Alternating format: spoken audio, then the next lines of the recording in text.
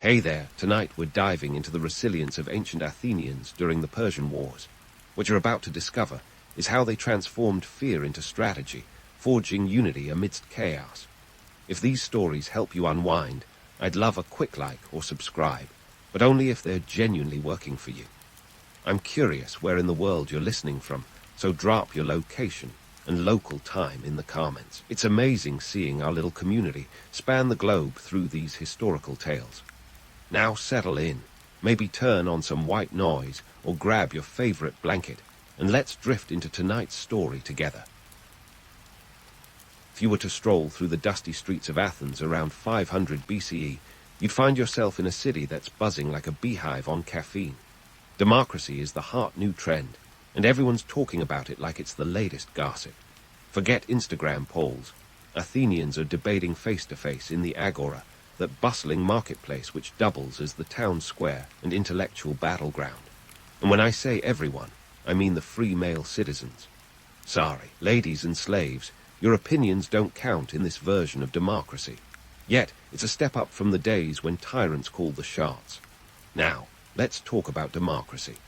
Cleisthenes, the man who could be on the cover of Time magazine if it existed, is the mastermind behind this radical experiment. Around 508 BCE, he decided enough with the aristocrats hogging all the power. He introduced a system where every male citizen over the age of 18 could vote, which is about as revolutionary as wearing socks with sandals back then. Unheard of, and a little bit shocking. Every year, 500 citizens are chosen by lottery to serve on the boule, the council that runs the day-to-day affairs. It's like jury duty, but instead of deciding if someone stole a goat, you're figuring out how to run a city-state. But democracy isn't just about voting. It's about chatting, arguing, and sometimes yelling at each other until you find a solution that everyone, or at least most people, can live with. This is where the philosophers come in. Socrates isn't on the scene yet, but the seeds of his annoying habit of questioning everything are being planted by thinkers like Anaxagoras and Heraclitus. They're noodling over big ideas, trying to figure out stuff like what the universe is made of, and whether change is the only constant. Philosophy is sport, minus the sweaty gym shorts. Meanwhile, while everyone's busy philosophizing and politicking, there's the little matter of surviving. Athens isn't just made of marble and musings, it's also built on silver. The Laurian mines, a convenient 50 kilometers away, are Athens' piggy bank. Picture this, thousands of slaves, sweating under the Athenian sun, digging out shiny chunks of silver that bankroll everything from temples to armies. Without this silver, Athens would be just another sleepy backwater with delusions of grandeur. Instead, they're minting coins that pay for ships and soldiers, and those ships are going to be pretty handy in a few decades when the Persians come knocking. And then there's the bread. The Athenian economy might be fueled by silver, but the people are fueled by bread, and let me tell you, it's not cheap. A loaf can set you back about an arbal, which is roughly a day's pay for a skilled laborer. So yeah, bread is basically the avocado toast of ancient Athens, luxurious and a bit of a splurge. If you're a farmer, you might be growing barley or wheat yourself, but for the city dwellers, it's a balancing act between eating and keeping the lights on, or in their case, the oil lamps burning. And if you think budgeting for bread is tough, try building a navy on a budget. Those sleek triremes, the pride of Athens, don't come cheap. They're the Maseratis of the ancient world. Fast, sleek, and requiring a crew of 200 rowers to function. But while Maseratis might be powered by gasoline, these ships run on something even more precious, manpower. The Athenians are going to need a fleet if they have any hope of standing up to the Persian juggernaut, so they're investing their silver wisely, or at least they hope so. So, here you are, in the midst of a city that's constantly reinventing itself, trying to balance the ideals of democracy with the harsh realities of economics. It's a place where every decision, from the price of a loaf of bread to the vote on whether to go to war, carries enormous weight.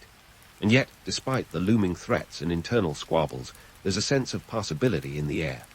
Anything could happen, and in Athens, that's both thrilling and terrifying. Now, as you navigate through these bustling Athenian streets, the chatter shifts. There's a storm on the horizon, not the weather kind, but a geopolitical whirlwind. Yep, the Persians are getting ready to pay a visit, and they're not coming to sample the local olives. This isn't just some neighborhood skirmish, it's a showdown of empires. Imagine the ancient world's version of a heavyweight title fight, with Athens stepping into the ring with a much larger, scarier opponent. It's David versus Goliath, if Goliath had a massive army and a fleet to match. Athens, not one to back down, is gearing up for this colossal clash. The city-state is like a boxer in training, working those muscles and strategizing every move. And boy, does it take some serious strategizing. The Persians are led by King Darius, who has more territory under his belt than a Monopoly champion. His empire stretches across 3 continents, and he's not shy about showing it off.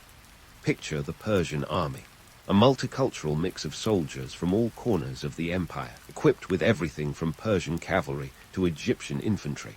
It's a logistical masterpiece and a nightmare for anyone who's not on Darius' side. Athens, on the other hand, is a scrappy underdog, relying on its wits and a fierce love of freedom. The Athenians know they can't go toe-to-toe with the Persian juggernaut in a traditional land battle, so they turn to the sea. Enter the triremes, those sleek, fast vessels that could give a Formula One car a run for its money in terms of speed and style. Athens decides to build a fleet, not a couple of boats, but a full-blown armada. We're talking about 200 triremes, each one requiring 200 men to row. That's 40,000 rowers, a small city in itself, all working in unison to make these warships glide across the Aegean. But here's the kicker. These triremes aren't just floating pieces of wood. They're technological marvels of their time, humming with innovation. The secret sauce, a bronze-plated ram at the prow, designed to punch a hole in enemy ships. It's like a battering ram on water, and it's the Athenian ace up the sleeve. Building and maintaining such a fleet is no small feat. It's an all-hands-on-deck situation, with the city's resources stretched thinner than a philosopher's patience at a debate on metaphysics. And let's not forget the cost. Each trireme costs about a talent of silver, which is roughly the annual wage of 170 skilled workers. Multiply that by 200, and you're looking at a monumental investment. It's like buying a fleet of luxury yachts on a middle-class budget. The Athenians are banking on their naval prowess to keep the Persians at bay, and let's just say they need every drachma they can get their hands on. As if that weren't enough, there's the manpower issue. The triremes need rowers, and lots of them. Most of these rowers are lower-class citizens, the thetes, who suddenly find themselves in the spotlight. They're the unsung heroes of the Athenian war effort, powering these ships with their sweat and muscle. With every stroke of the oar, they're not just moving a ship, they're moving history. Amidst this naval build-up, the political scene in Athens is a hotbed of activity. Themistocles, the savvy politician with the charisma of a modern-day influencer, is rallying the people. He's convinced that the future of Athens lies in its navy, and he's not shy about pushing this agenda. He's playing a high-stakes game of chess, maneuvering through the assembly and convincing the citizens that their survival depends on these wooden walls, as he calls them. It's a gamble, but Themistocles is nothing if not bold. Meanwhile, the legendary battles we've all heard about Marathon and Thermopylae are the stories that get passed down through generations, with a little embellishment here and there. Marathon, where the Athenians famously defeated the first Persian invasion, is a classic underdog tale. But let's ditch the romanticized version for a second. It wasn't just a bunch of plucky Greeks taking on the mighty Persians with nothing but courage and a good pair of sandals. It was a well-planned military strategy, with the Athenians using their knowledge of the terrain to their advantage and a bit of luck. And then there's Thermopylae, the Alamo of ancient Greece. The story goes that 300 Spartans, alongside a few thousand other Greeks, held off the massive Persian army at a narrow pass. It's the stuff of legends, but here's the reality check. Those Spartans weren't alone, and their heroic last stand was part of a larger strategy to buy time for the rest of Greece to prepare. It's a tale of sacrifice, sure, but also one of tactical retreat and regrouping. The Greeks knew they couldn't win every battle, but they could make every battle count. So here we are, with Athens on the brink of war, balancing on a knife edge between glory and ruin. It's a time of unprecedented challenges and equally unprecedented innovation. City is a cauldron of ideas, politics, and ambition, with the fate of democracy hanging in the balance. As the Persian threat looms larger, the Athenians are not just fighting for their city or their land. They're fighting for a way of life, a vision of freedom that will echo through the ages. And as they prepare for this monumental clash, every decision, every coin spent, and every oar stroke becomes part of a larger narrative, one that will shape the future of Western civilization. Buckle up, because this is just the beginning. As Athens braces itself for the oncoming storm, a sense of urgency pulses through the city like a heartbeat. The Persians, led by Xerxes, are no longer a distant threat, but an imminent reality, casting a shadow that feels as tangible as the Acropolis itself. Picture a city on high alert, the air thick with tension and anticipation. Xerxes, a man who could give modern dictators a run for their money in the megalomania department, isn't playing around. He's bringing an army so massive it's like he's moving a small country. Numbers vary, but estimates suggest he's got around 200,000 soldiers. That's right. Xerxes' army is the ancient world's version of a Rolling Stones concert crowd, but with more spears and fewer t-shirts. Xerxes isn't just marching in with a bunch of foot soldiers. His forces are a smorgasbord of warriors, Persian immortals, Egyptian marines, even some Indian cavalry. It's the United Nations of ancient warfare, and they're all heading straight for Greece. The logistics of this invasion are mind-boggling. We're talking about moving men, horses, food, and supplies across continents and seas. It's like coordinating a music festival, except instead of peace and love, the theme is conquest and domination. But Athens, ever the plucky underdog, isn't about to roll over. The Athenians, with their backs against the wall, are pulling out all the stops. Enter Themistocles again, the man with a plan, who's convinced that the key to victory lies at sea. He's banking on the narrow straits of Salamis to level the playing field. Themistocles is like a chess grandmaster, seeing moves ahead that others can't even comprehend.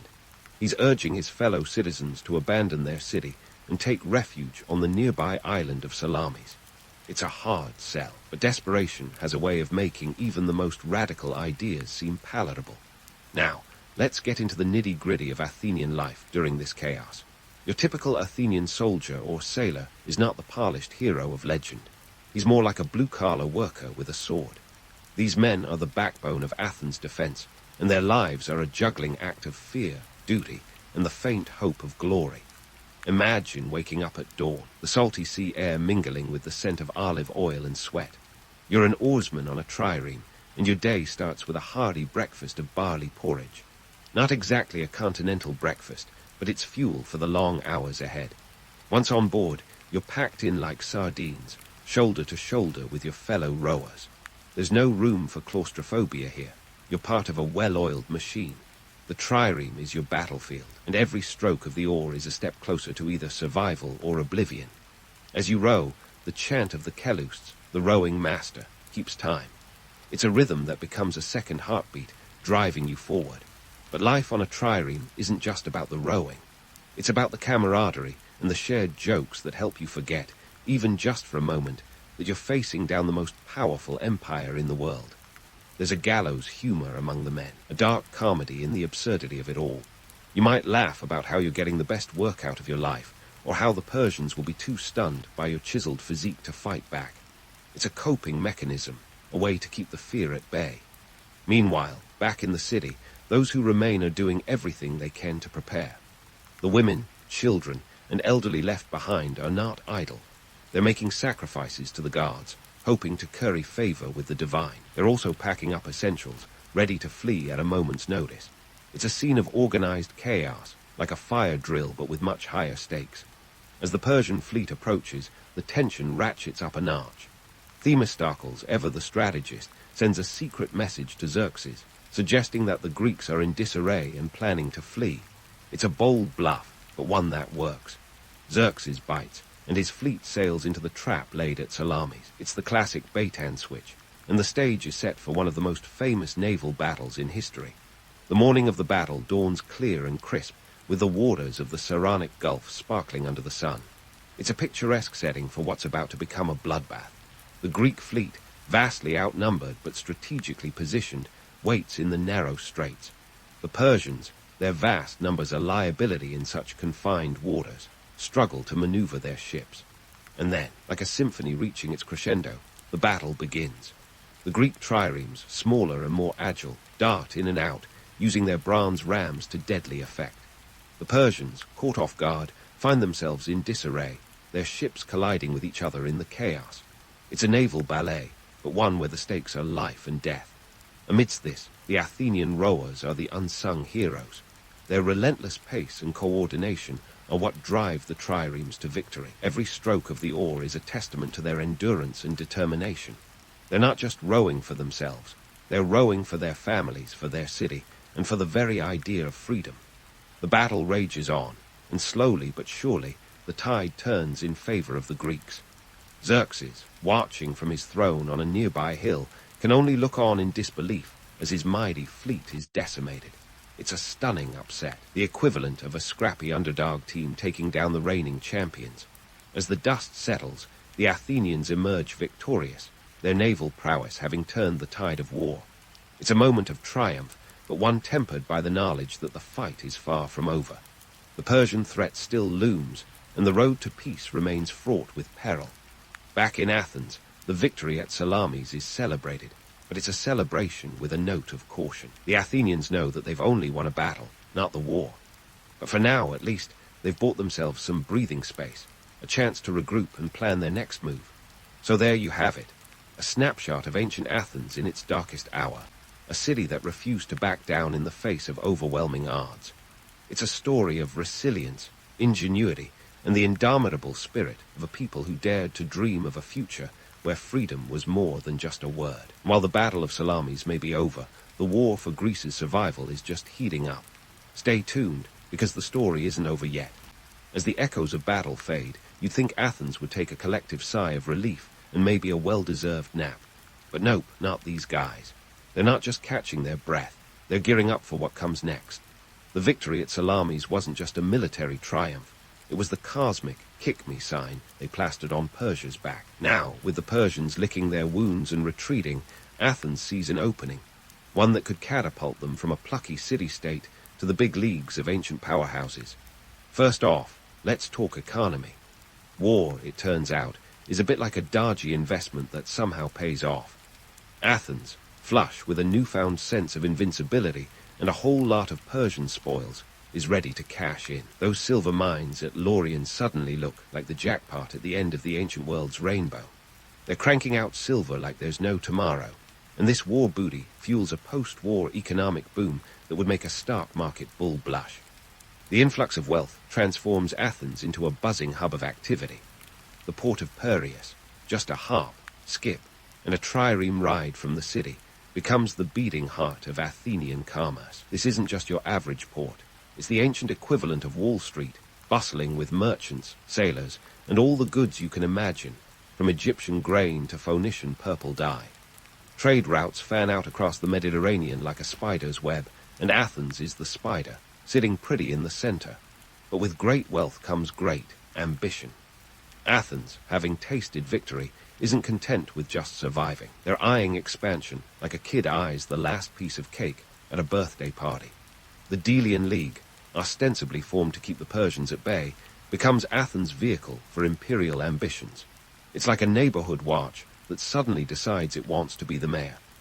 Athens begins to tighten its grip on the League, transforming it from a coalition of equals into a de facto Athenian empire. It's a pivot worthy of the best political thrillers, with Athens playing the lead role of the power-hungry protagonist. Yet, for all the tales of unity and collective triumph, there's a darker undercurrent. Athens is like a family dinner where everyone smiles for the picture, but under the table there's a lot of kicking going on. Political rivalries simmer beneath the surface, with factions jockeying for power like it's the latest Olympic sport. Themistocles, our old friend with the strategic mind of a chess grandmaster, finds himself at odds with the aristocracy, who aren't thrilled with his populist leanings. It's the ancient world's version of political mudslinging, and it's as messy as it sounds. Socially, Athens is a study in contrasts. The city that prides itself on democracy and freedom is also a hotbed of inequality. While the Thetes, the lower-class citizens who rode their way to victory at Salamis, find themselves with a bit more clout. The gap between rich and poor remains as wide as the Aegean. The wealthy elite strut around in finely woven chittons, while the poor scrape by, their dreams as threadbare as their tunics.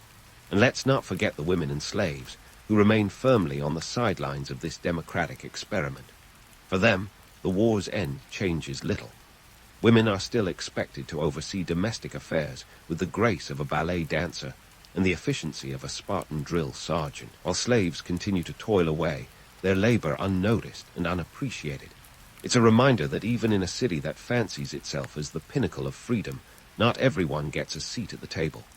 The aftermath of the Persian Wars is a time of rebuilding, but also of reimagining. Athens, flush with victory and wealth, is poised to become a cultural and intellectual beacon. The Acropolis, that iconic symbol of Athenian pride, begins to rise to new heights, literally and figuratively. Pericles, the statesman with a vision as grand as his name, spearheads a building program that transforms Athens into a city of marble and dreams. It's a real estate boom that would impress even the most ambitious modern developer. Yet, for all its splendor, the Acropolis is also a symbol of the growing divide between Athens and its allies. Funds from the Delian League are diverted to finance these grand projects, and the allies, realizing they're more financial backers than partners, start to grumble. The golden age of Athens is as much about its architectural achievements as it is about its growing imperial overreach. Amidst this backdrop, the seeds of cultural and intellectual flourishing are planted. The playwrights, philosophers, and artists who will come to define Athenian culture for generations are beginning to emerge.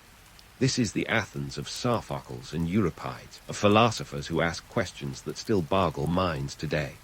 It's a city where ideas flow as freely as the wine at a symposium, where the pursuit of knowledge and beauty becomes almost a civic duty.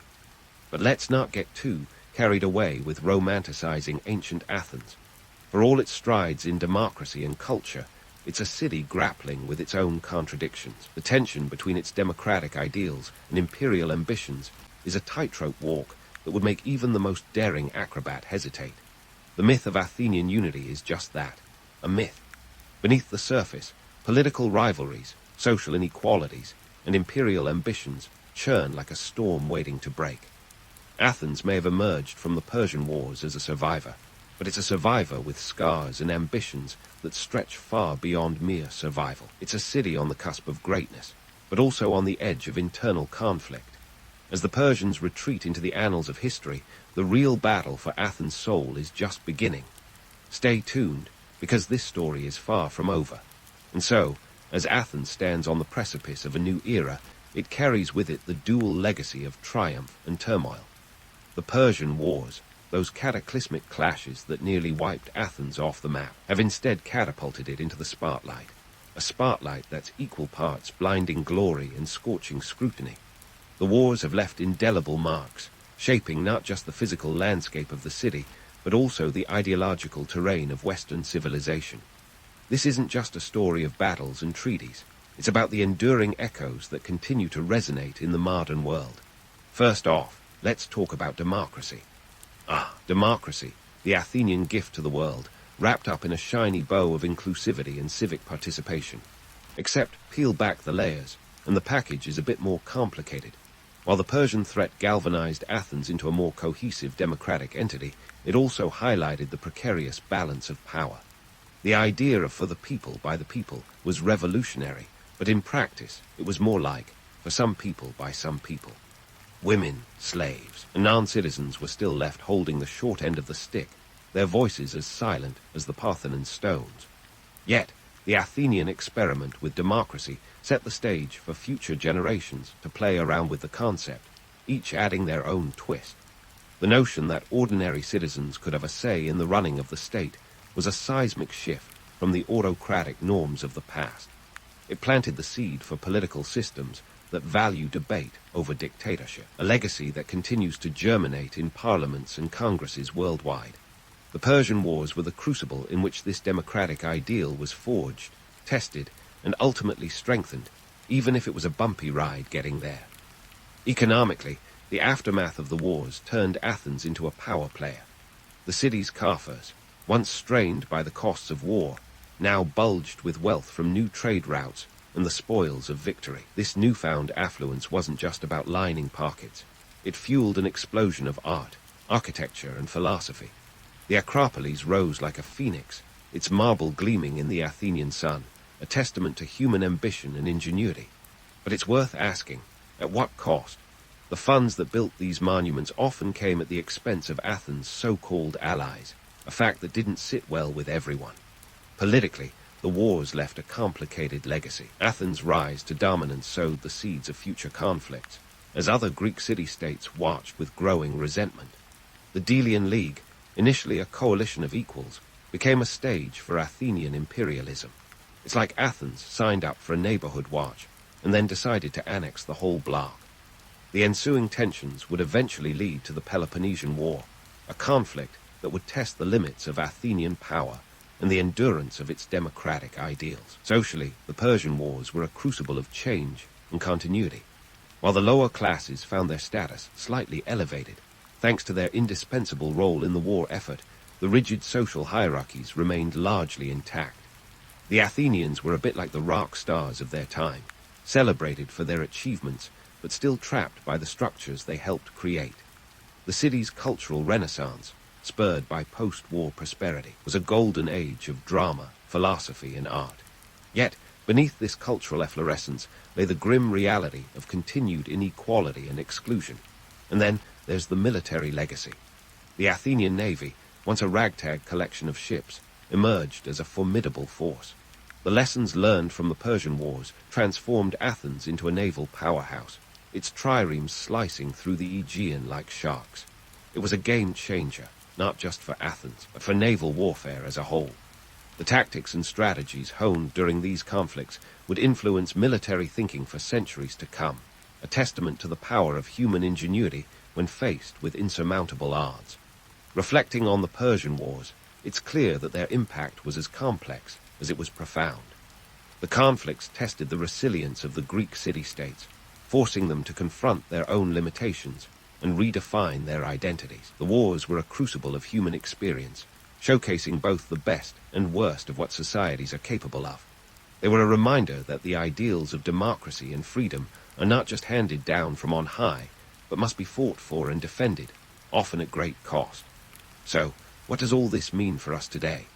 The Athenian experience during the Persian Wars offers a timeless lesson in resilience and adaptability. It teaches us that adversity can be a catalyst for innovation, that the darkest moments can birth the brightest ideas. It's a narrative of grit and determination, one that continues to inspire those who dare to dream of a better world. And while the Athenian democracy was far from perfect, its legacy endures as a testament to the enduring power of human aspiration. In the end, the Persian Wars were more than just a series of battles. They were a turning point in the history of Western civilization. They shaped the trajectory of a city and its people, leaving a legacy that continues to echo through the ages. It's a story of survival and transformation, of a city that rose from the ashes to redefine what it means to be free. And while the challenges we face today are different, the Athenian spirit of resilience and innovation remains a beacon of hope for those who strive to make a difference. So, as you drift off into the world of dreams, remember this. History is not just a series of events, but a tapestry of human experience. It's a reminder that, even in our darkest hours, we have the power to shape our destiny and leave a legacy that will outlast us all. Sleep well and dream of Athens. Marie Curie, born Maria Skłodowska in 1867 Warsaw, was no stranger to the absurdities of life, even before she became synonymous with scientific breakthrough. Her early years were a cocktail of financial struggle, academic brilliance, and the relentless Polish spirit, all shaken and stirred under the oppressive Russian regime that frowned upon Polish identity like it was a bad joke. With her father losing his job for pro-Polish sentiments, money was as scarce as a day without grey skies in Warsaw. But Maria was a natural-born rebel, a trait she clearly inherited from her parents, who were educators and agitators in equal measure. She excelled in school, because of course she did, but what really set her apart was her unquenchable thirst for knowledge in a world that preferred its women thirsty for tea instead. Now, how does a brilliant young woman pursue higher education in a country where universities for women were as imaginary as unicorns? Enter the clandestine, flying university. And no, it wasn't named because students were swooping in and out like pigeons at a park. It was a covert institution, hidden from the prying eyes of Russian authorities, designed to educate women in defiance of the powers that be. Here, Maria soaked up knowledge like a sponge in the Baltic Sea, all while dreaming of studying in Paris, the city of lights, and more importantly, scientific enlightenment. By 1891, Maria's dreams of learning at the Sorbonne were as tangible as the cobblestones on the Parisian streets. Armed with a paltry sum of money, saved up from tutoring gigs that paid about as much as a loaf of stale bread, she embarked on her journey to Paris. Let's be real. The journey was less romantic train ride through Europe and more budget travel with questionable meals, but you get the picture.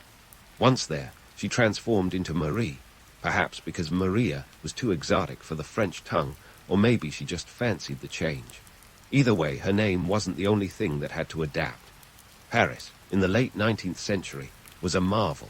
It was also a place where a woman in science was about as welcome as a cat at a dog show. Marie enrolled at the Sorbonne, where she was one of just 23 women among nearly 2,000 students. She lived in a cramped attic apartment that was so cold in winter she could see her own breath, and so tiny it made a shoebox look like a mansion. The rent was cheap, a mere 50 francs, which sounds like a steal until you realize it was also the going rate for renting a broom closet. The attic doubled as her laboratory, library, and very nearly her dining room when she wasn't skipping meals to save money. Because why eat when you can calculate the atomic weight of radium instead? Financial struggles were a constant companion, like an annoying little brother who refuses to leave you alone. She survived on tea, bread, and the occasional fruit, a diet that would make even the most ardent of Parisian models raise an eyebrow. But Marie had bigger fish to fry, or rather, bigger elements to discover. Her determination was fueled by a passion for science that overshadowed any hunger pangs. She worked tirelessly, poring over textbooks by day and conducting experiments by night. She was the queen of the all-nighter before it became a cliché among college students. Despite the hardships, Marie's academic prowess was undeniable. She earned a degree in physics in 1893, finishing as the top student in her class. A year later, she completed a degree in mathematics, because why not collect degrees like some people collect stamps? Her brilliance caught the attention of Pierre Curie, a fellow scientist who was just as awkward at parties, but 10 times more charismatic in a laboratory. Their professional relationship soon morphed into a romantic partnership, because what's more attractive than a shared interest in piezoelectricity? They married in 1895, in a ceremony that was as understated as Marie's lifestyle. No white dress, no fancy reception, just two like-minded individuals ready to take on the scientific world, one radioactive element at a time.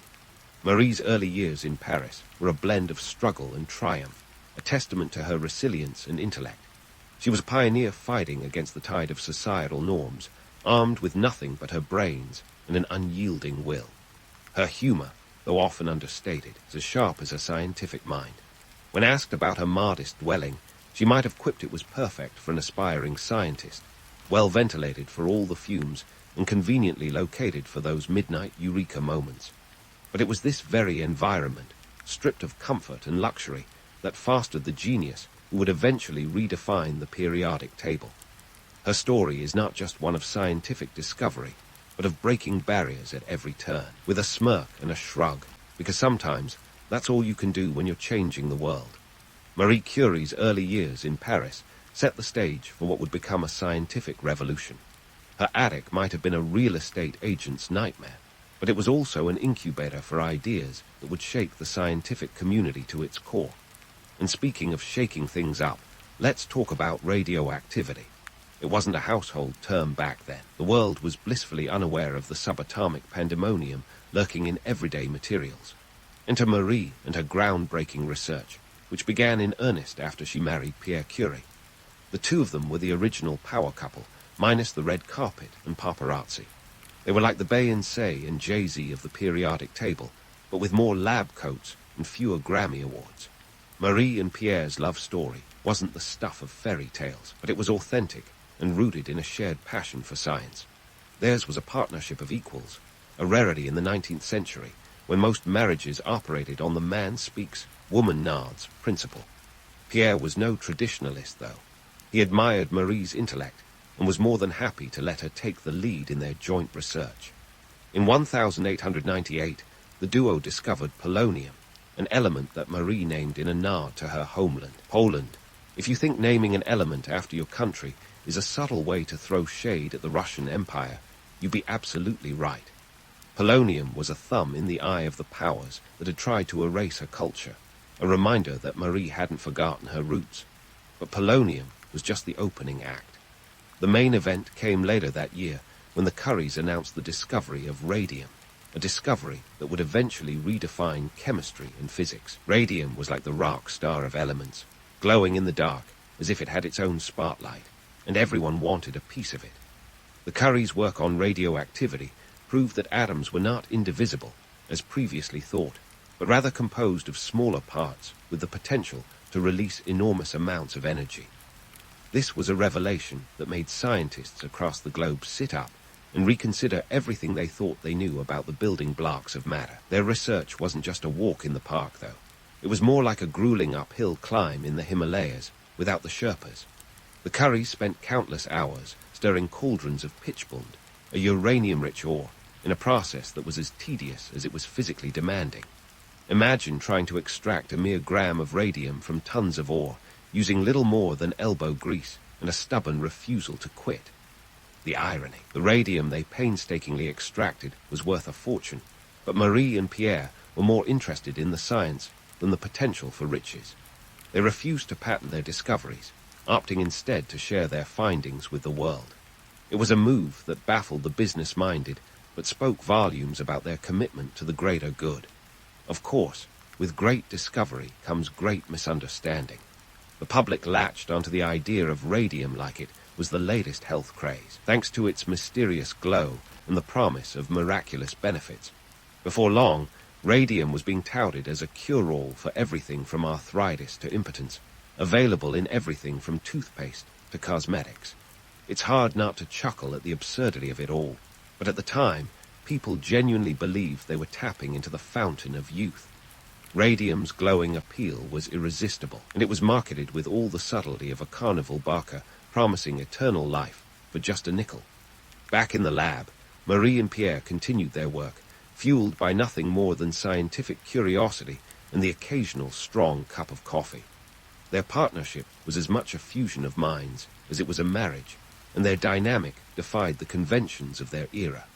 Pierre was not content to stand in the spotlight alone. He recognized Marie's brilliance and was her staunchest supporter.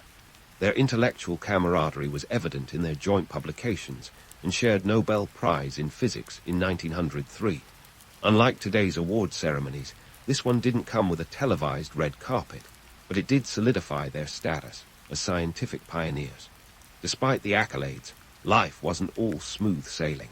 The Curie lab was a crucible of both innovation and danger. The effects of prolonged exposure to radioactive materials were still unknown, and the lack of safety measures made the lab a veritable minefield. Marie and Pierre handled radium with their bare hands, blissfully unaware of the ticking time bomb nestled in their research notebooks. It's a grim reminder of the risks inherent in being a trailblazer, where the path forward is lit only by the dim glow of trial and error. Marie's dedication to her work was unwavering, even when personal tragedy struck.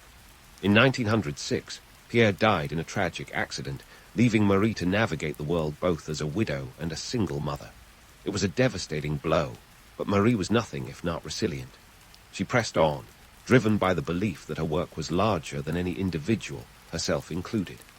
In 1911, she received a second Nobel Prize, this time in chemistry, for her discovery of radium and polonium. She was the first person ever to win Nobel Prizes in two different scientific fields, a testament to her relentless pursuit of knowledge.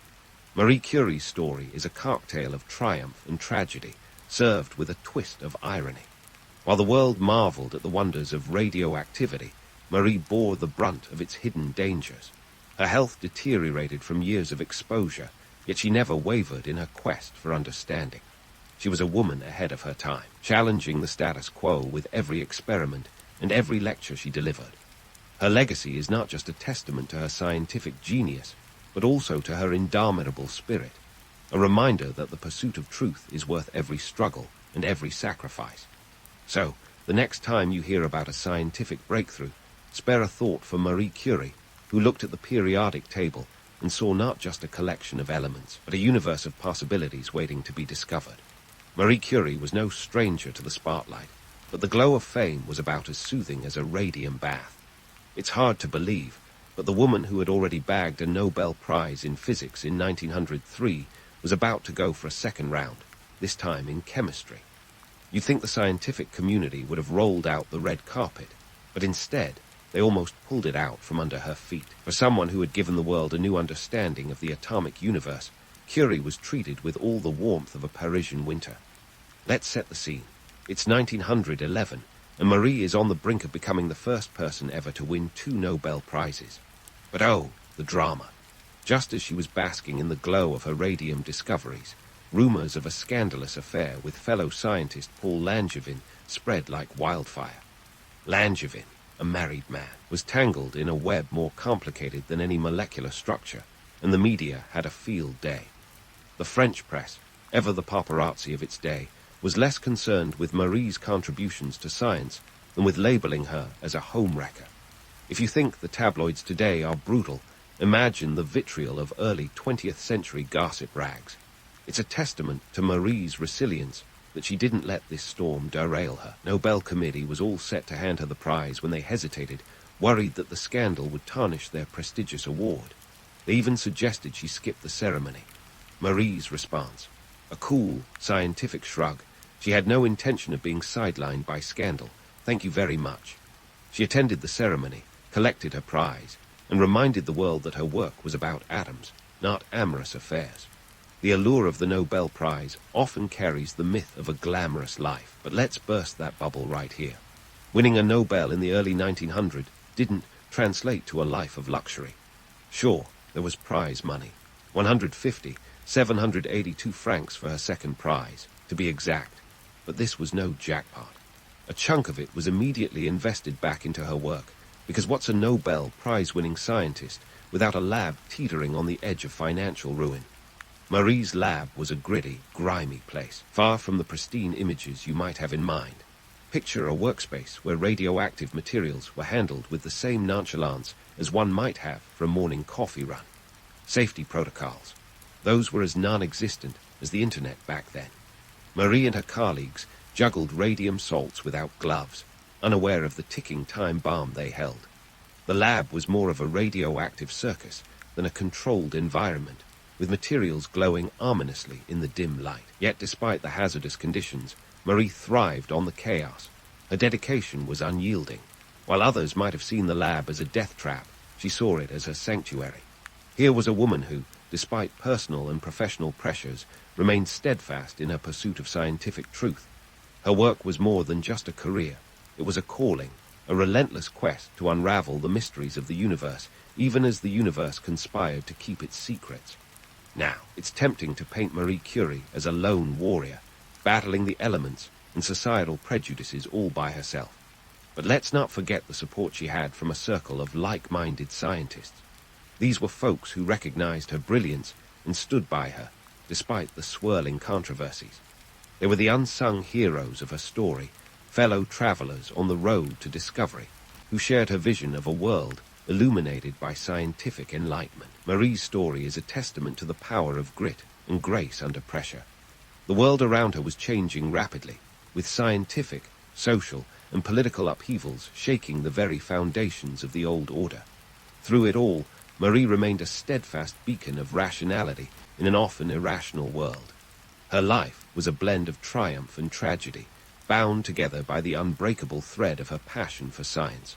So, while the world gossiped about her personal life and debated her worthiness of the Nobel Prize, Marie Curie kept her eyes on the stars, or rather, the atoms. She was a woman who understood that the pursuit of knowledge was not just a personal journey, but a gift to humanity, one that transcended the petty squabbles of the day. Her legacy is etched not just in the annals of scientific history, but in the very fabric of our understanding of the world. For Marie Curie, the glow of radium was more than a scientific curiosity. It was a symbol of the light that knowledge can bring to the darkest corners of human existence. And while the story of Marie Curie is often wrapped in the shiny paper of scientific brilliance, It's the gritty details that truly make it remarkable. Her life was not a neatly wrapped package, but a kaleidoscope of experiences that defied the simple narratives we often crave. In her, we find a figure who was as complex and radiant as the elements she studied, and whose story continues to inspire those who dare to seek the truth, regardless of the cost. As we move forward, it's worth remembering that Marie's journey was far from over, and neither is our exploration of her remarkable life. Stay tuned, because if you think this chapter was intense, just wait until we dive into the next act of the Marie Curie saga. As the world teetered on the brink of chaos with World War I, Marie Curie found herself in yet another role she hadn't exactly signed up for: the practical application of her scientific prowess on the battlefield. It was 1914, and Europe was embroiled in a conflict that made previous skirmishes look like minor disagreements over tea settings. France, Marie's adopted country, was caught in the crossfire, facing a war that was as brutal as it was unprecedented.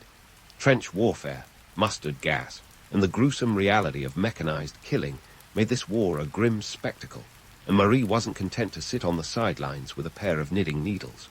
Instead, she rolled up her metaphorical sleeves and got to work. Now, Marie Curie wasn't exactly the first name you'd think of when it came to military strategy, but she was no stranger to improvisation. Her experiences extracting radium in a lab that lacked basic safety measures had prepared her well for thinking on her feet. With medical needs skyrocketing as soldiers were injured in numbers that boggled the mind, Marie saw an opportunity to apply her knowledge in a way that could save lives rather than just study them. Enter the mobile X-ray unit, affectionately known as Little Curries.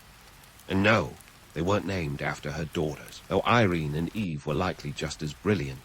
Marie set about equipping Renault cars with X-ray machines, which sounds straightforward until you consider the logistics of the period.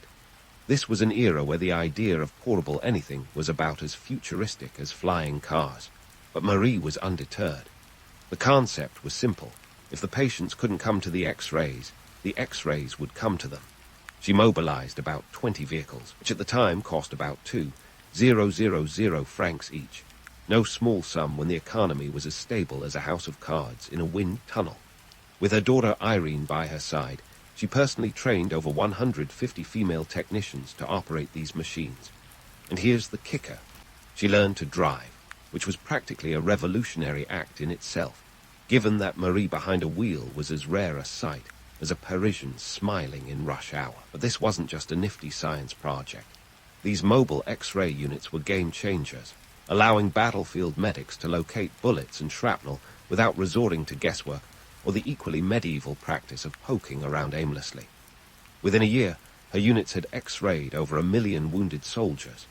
The impact was profound, reducing the need for exploratory surgeries, and in many cases, preventing infections and amputations. Marie was essentially dragging wartime medicine into the 20th century, one cranky Renault at a time.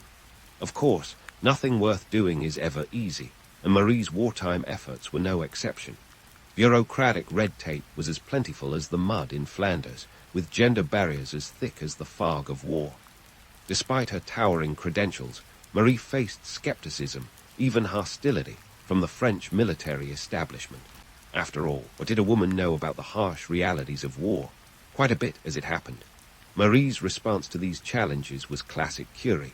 She pushed right through them, often with a wry smile and a polite disregard for those who underestimated her. Her humor, as dry as a scientist's chalkboard, was never far from the surface. When asked if she felt out of place in a military setting, she reportedly quipped, "I have seen many wars, some in the laboratory, others at home. The financial landscape was another battlefield entirely. The war effort drained national coffers faster than a leaky bucket, and resources were scarce. Marie was forced to rely on donations and the generosity of private citizens to fund her project. She used her Nobel Prize money to help finance the mobile units and even melted down her gold medals to contribute to the war effort, because if that's not commitment, what is? Her actions spoke louder than any words could, a testament to her belief that science should serve humanity even in its darkest hours. Her efforts didn't go unnoticed. By 1916, the French government, perhaps grudgingly, acknowledged her contributions. Marie was awarded the Legion of Honor, France's highest distinction, though she politely declined the medal. It wasn't that Marie was ungrateful, but rather that she preferred tangible support for her work over ceremonial accolades. For Marie, the real victory lay not in medals, but in the lives saved and the knowledge gained. The war was a crucible that tested and revealed the mettle of nations and individuals alike. For Marie Curie, it was a period of transformation. She had pivoted from a laboratory-bound scientist to a field operative of sorts, showing the world that science wasn't just about discovery, it was about making a difference. In the face of unprecedented challenges, she remained unyielding, her resolve as unbreakable as the laws of physics she so diligently studied. Marie Curie's wartime contributions were a vivid illustration of how necessity sparks innovation. She showed that when traditional methods falter, creativity and tenacity can forge new paths. Her story during World War is a testament to the power of one individual to effect change on a grand scale, even when the world seems to be unraveling at the seams. And as the war drew to a close, Marie's journey was far from over. The stage was set for the next act of her extraordinary life, one that would continue to defy expectations and rewrite the rules. Stay tuned, because Marie Curie's legacy is about to take another fascinating turn. As the dust of World War I settled, Marie Curie found herself standing at a crossroads between the past she had shaped and the future she would never live to see. Her legacy was already cemented in scientific history, but the real kicker, she was just getting started.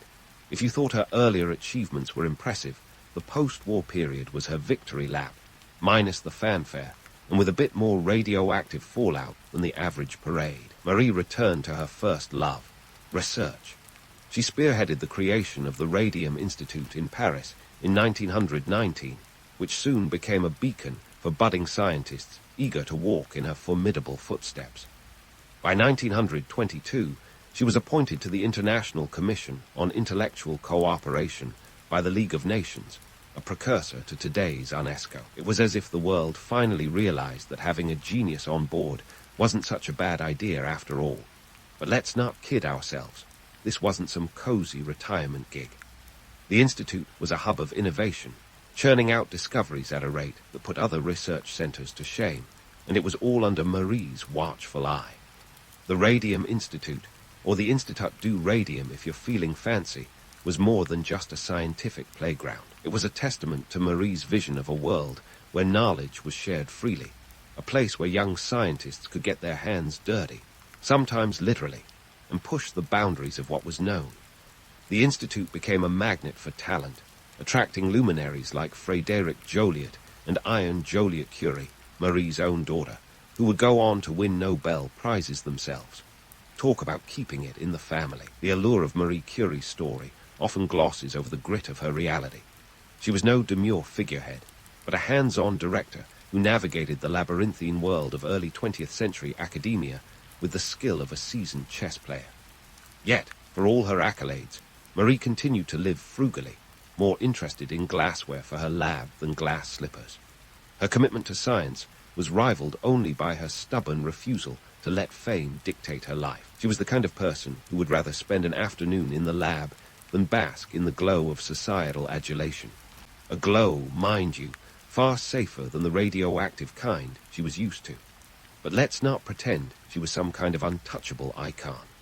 The mythologizing of Marie Curie often paints her as a solitary genius, but in reality, her story was one of collaboration and collective achievement. Her work laid the groundwork for a new wave of scientific discovery, and she inspired countless others to follow in her footsteps, proving that the pursuit of knowledge was a team sport, albeit one with a very, very high entry fee. Her legacy wasn't just in the scientific breakthroughs she championed, but in the doors she kicked open for women in science.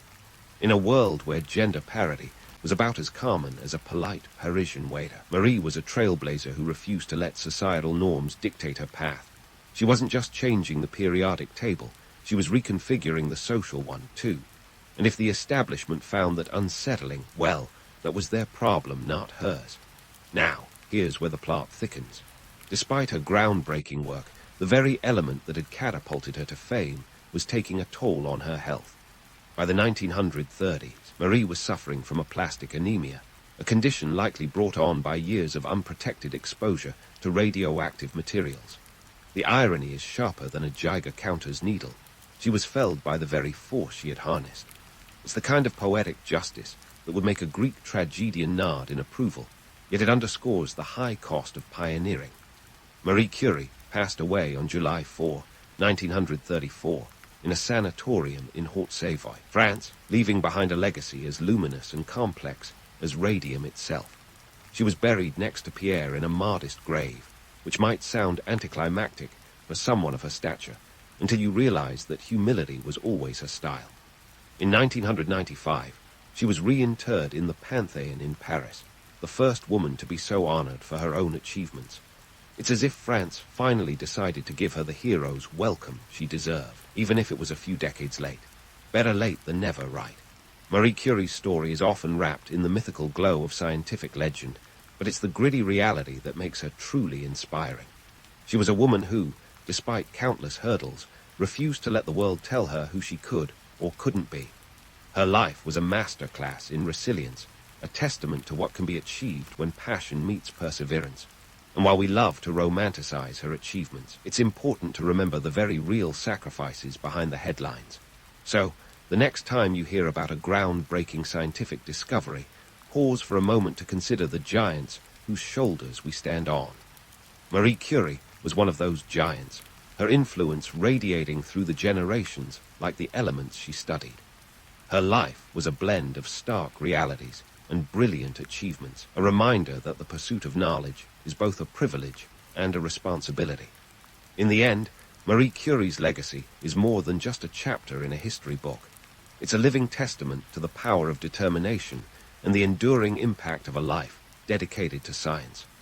Her story continues to inspire, challenging us all to look beyond the surface and dig deeper, much like she did with the very atoms that make up our world. And if that isn't the ultimate tribute to her indomitable spirit, I don't know what is. In a small German principality called Anhalt-Zerbst, in the year 1729, a baby girl named Sophie was born, and little did anyone know this tiny bundle would grow up to shake the foundations of the Russian Empire. But before we dive into her grand Russian escapade, let's first explore the charmingly absurd origins of Catherine the Great. Because, let's face it, her rise to power was anything but predictable. Sophie was born to a family of minor nobility, which is a polite way of saying they had just enough clout to be noticed, but not enough to throw lavish parties without counting pennies afterward. Her father, Christian August, was an officer in the Prussian army, a gig that didn't exactly scream wealth and prestige. Meanwhile, her mother, Johanna Elizabeth of Holstein-Gottorp, was more ambitious than a reality TV contestant vying for the spotlight. Johanna was determined to climb the social ladder, and Sophie was her golden ticket. Life in Anhalt-Zerbst was modest, to say the least. Picture a castle that had seen better days, more drafty than grand, where Sophie spent her childhood navigating the fine art of politeness and diplomacy, skills that would later serve her well in the treacherous halls of Russian politics. By the time she was a teenager, Sophie had become fluent in languages, including French, the lingua franca of the European elite. You know, just in case she needed to chat up a duke or two. Fast forward to 1744, when Sophie got the invite of a lifetime, a summons to Russia by Empress Elizabeth. Now, Elizabeth was no fool. She needed a bride for her nephew and heir, Grand Duke Peter, and Sophie was the chosen one. Why Sophie? Well, bloodlines can be as baffling as they are binding, and Sophie had just the right mix of noble lineage and obscurity to make her a viable candidate without posing a direct threat to Elizabeth's own power. Sophie's journey to Russia wasn't just a hop across the border.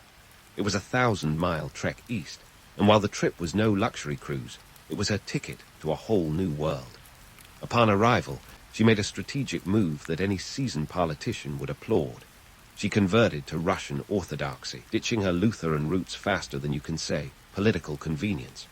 With this conversion came a new name, Catherine, because when in Rome, or in this case, when in Russia, do as the Russians do.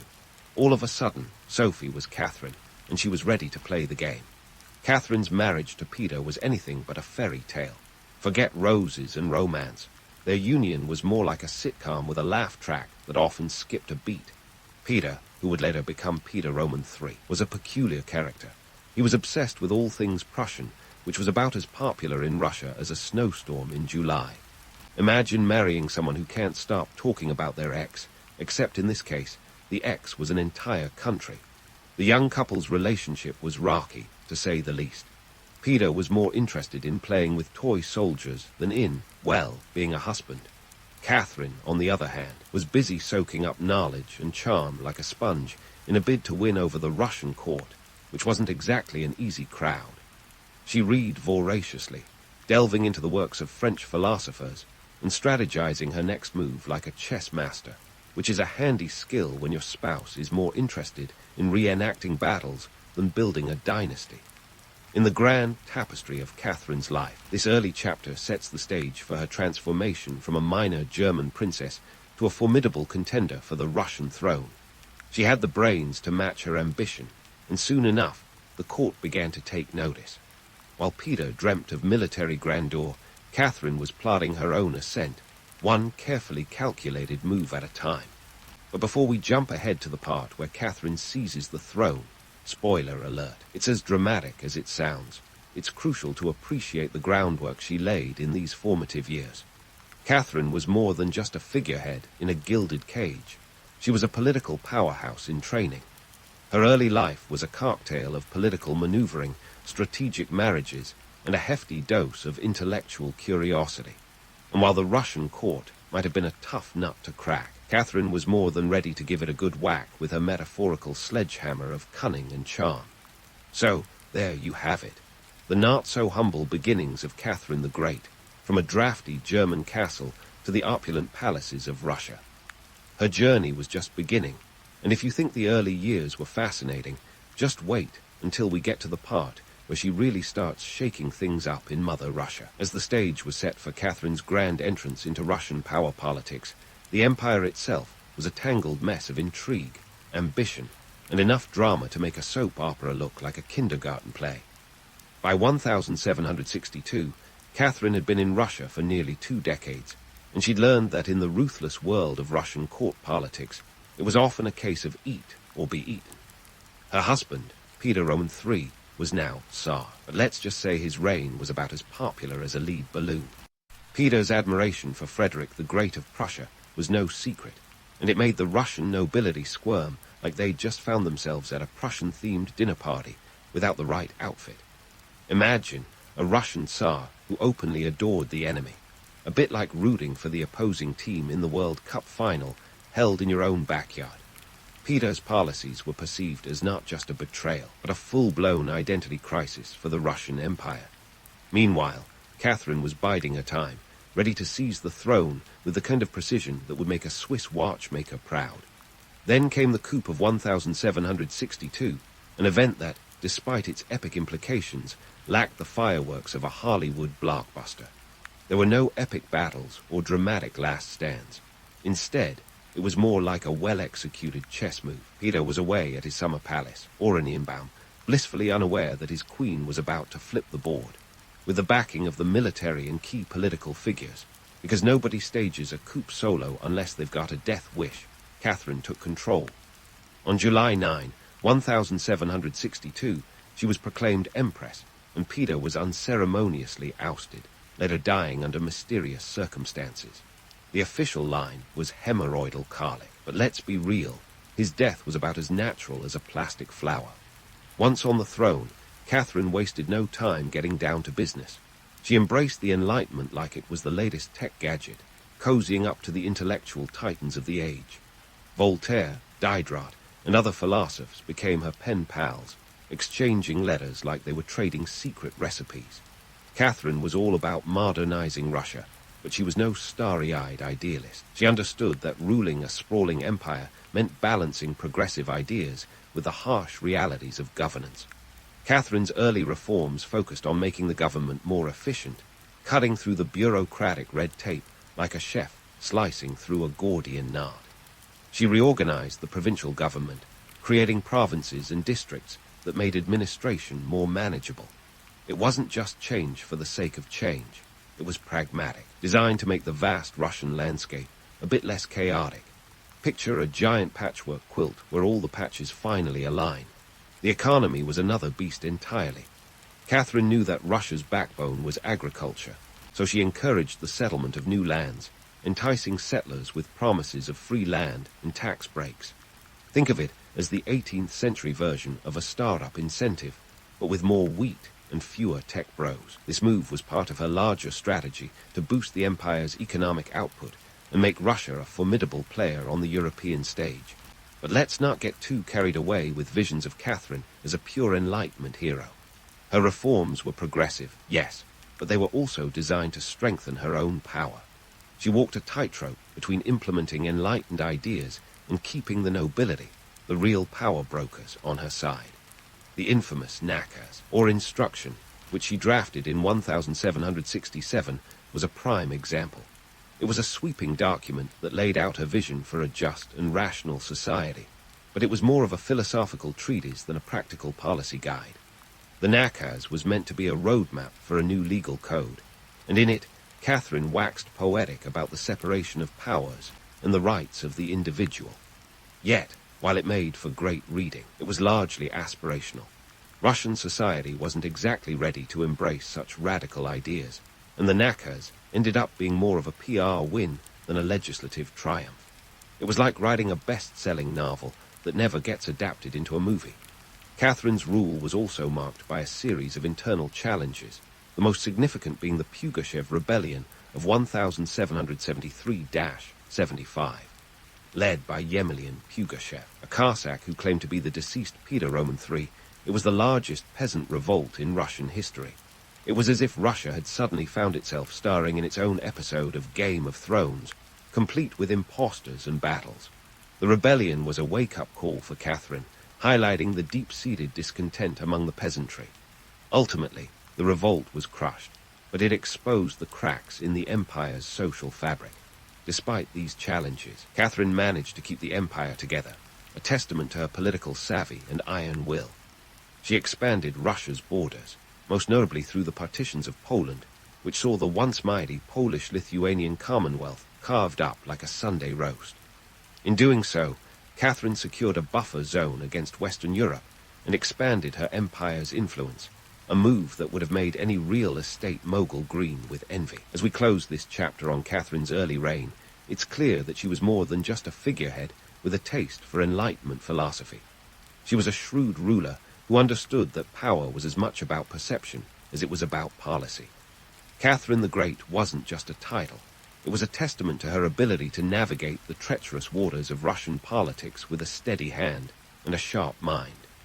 Her story is far from over, and as we delve deeper into her reign, we'll see how she continued to shape the Russian Empire, leaving an indelible mark on history that would resonate for generations. Now that Catherine was well and truly ensconced on the Russian throne, the real fun, or should I say, the real politicking, began. Let's cut straight to the juicy bits. Catherine's personal life was as legendary as her political one, and in 18th century Russia, that's saying something. Forget the stereotype of a ruler cloistered away in dusty palaces. Catherine was more like a leading lady in a high-stakes drama, complete with a rotating cast of supporting actors, some more charming than others. First up, let's talk about her love life. The Empress had an array of lovers, and she wasn't exactly shy about it.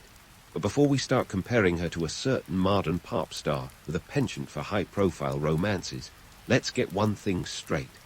These affairs were as much about politics as they were about passion. Catherine knew the value of keeping influential men close, both literally and figuratively.